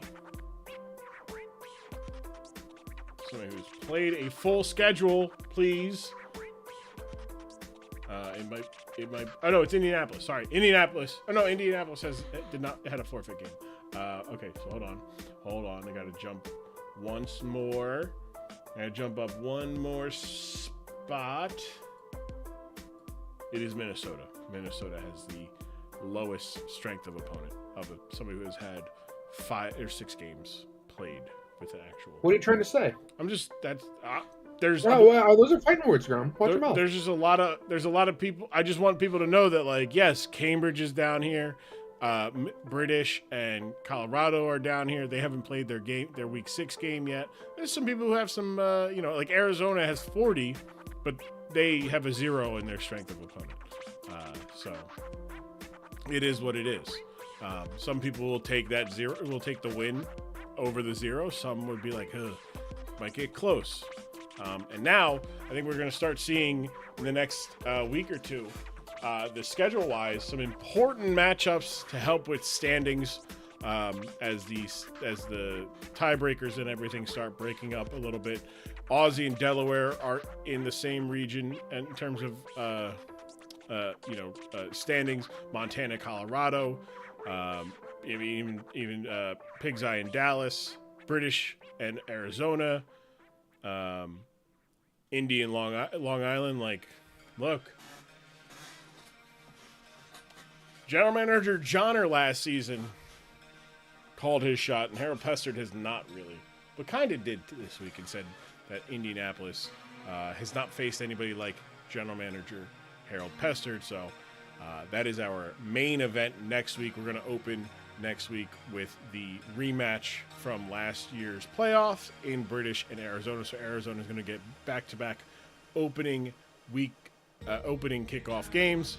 Already looking ahead a little bit. Very excited for week 8, week 9, and then week 10. We might have a similar situation where week 10, everybody's playing for something. Because I'm looking at these matchups. Cambridge and Long Island might not be. Might be, though. Long Island might need a win. British and Montana could be playing for a playoff spot. Edina could be playing for a playoff spot. Because here's the thing. We made it. We changed it up as a reminder. Top 4 seeds. This isn't like other draft leagues. Top 4 seeds don't pick their opponents. They fight each other. And they play each other 1 versus 4 and 2 versus 3. And the winners advance to the semifinals. The losers then play twins, the winners of 5, 8, 6, and 7. It's a very convoluted but exciting thing that makes these seedings matter. Because, hey man, do you want to play the number 1 seed if you think you can avoid them for a little bit? Maybe not. So maybe you go, I'm gonna go here. Like, I know I can beat these teams. So let me drop down here. Perhaps there's some advantageous throwing. Perhaps. Either way, let's take a look here at our league leaders. Ursulune and Heatran are tied at 12. Gouging Fire entering the fray with double digits at 10. Baxcalibur at 7 or at 5. And then we have a bunch of 7s still. We have Annihilate, Lycanroc Dusk, Jolteon, Blaziken, Jirachi, Ursaluna, and Blood Moon. And Iron Valiant, all of which none of these people got kills this week, by the way, and they're still in the spot. Mamoswine got 2 kills this week. Overquill got a kill this week. Venusaur didn't play this week, so some people jumping up here, getting some kills up in this area, but for the most part, our top 10 are still our top 10 here. You're right there. I guess, and we'll include Iron Valiant since they're at 7 as well. Status leaders, this will be interesting. Clodsire taking the lead at 8. Overquill going to 6. Among Us in 1 game got 6. Hatterene with 5. Heatran and Drifloon with 4. Toxapex with 3. Infernape, Galarian Weezing, which is now free agent. I did that so like alphabetically they go at the end. Sableye has 2 now. Pheasant Dippy has 2. Toad Squirrel has 2, and then a whole bunch of ones there. Hazards. Let's take a look at the hazards. Should be an answer next to who's played. Overquill leading the league in hazards still. Clodsire still in second place.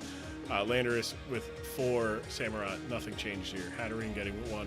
And field assist, none this week actually. No one had a field assist, surprisingly. With all the terrain, with all the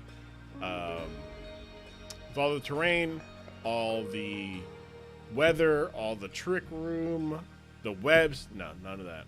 Nothing. No fields. No field assists. Which is very surprising. But yeah, we'll take a look at the transactions. Montana dropped Hisuian Zoroark, Galarian Weezing, Honchkrow, and Metang. Picked up Cleavor, Alolan Muck, and Staraptor, so got some of those physical attackers that Corn was talking about. Got a hazard setter in Cleavor. Funny button there with Stoneaxe. Delaware dropped Registeel, dropped Oricorio, all 4 of them, and the Brute Bonnet picked up Galarian, Moltres, Palisand, and Ursaring. So now if we take a look at our rosters here, Mudsdale got named a Terra Captain at Ground, Fairy, and Water. Electrode Hisuian is Electric, Fairy, and Ice. The British Bangers, did I miss this? I don't know.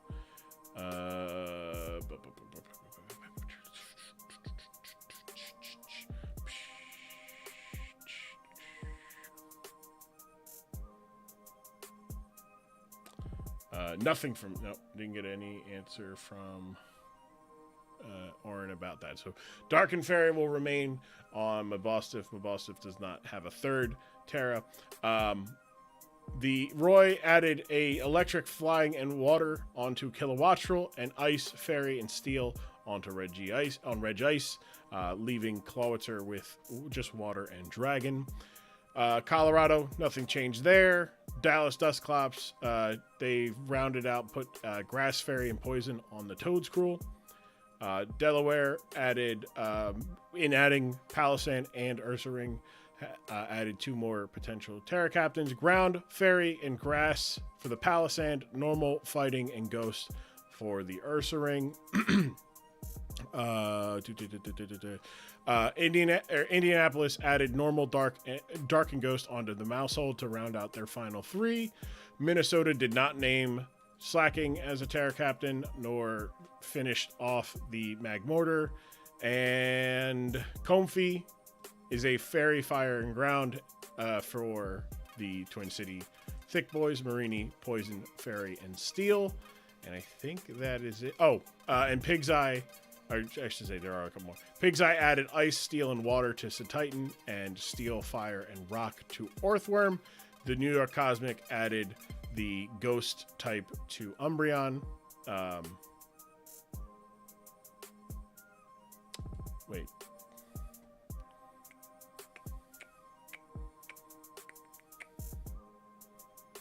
Is that right? Do I have that right? Electric, Ice, Dark. Yes. Okay, so there's Electric, Ice, Dark. Okay. Boom. Yes. Electric, Ice, and Dark. Okay.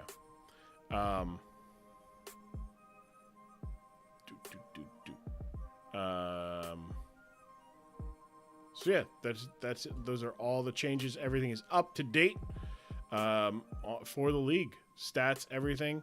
After next week's matches, so that we, because we'll have, after that we'll have 3 weeks, the playoff bracket will appear on the sheet. Right now it's not there, obviously, but the playoff bracket will appear, and we'll have an updated thing. I might do like scenarios tab, like what each team is going to need for like the remaining of the season. Do something like that. But because next week, according to the standings, there is potential for Indianapolis and Sacramento to clinch playoff spots at 7-0, because of if they need these three they need basically three teams to have 4 losses, and then they will have clinched a playoff spot in week 7. So, with that said, I think that's it. I'm not missing anything. We're good. We talked about everything. I am Grum, Commissioner Host. Like and subscribe on YouTube. Like on Twitch.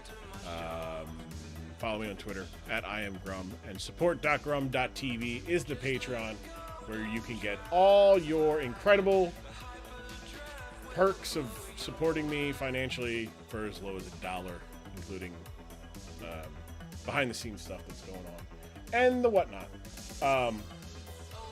Thank you all for hanging out. I appreciate it. I'll see you next Sunday. Yes. We'll be back on Sunday next Sunday. Oh yeah, because I don't have. Yeah. For sure next Sunday. And then the 31st is a potential stream. Depends. I'm at a wedding in Birmingham, Alabama that weekend, and I fly home Sunday, so we'll see how I feel Sunday about that. But be on the lookout for some more. I have a UNPL D-League video coming out on Friday. I've got the DMPL main league on Sundays. So that is good stuff. So be on the lookout for that stuff. I'll have that coming out later this week. It'll be on the Patreon earlier. And I'm in the BBR D-League, the Breedjecks Battle Royale League, their D-League. Pretty good. I was like one of 16 to get in out of like 52, so I feel pretty good. Like BBR.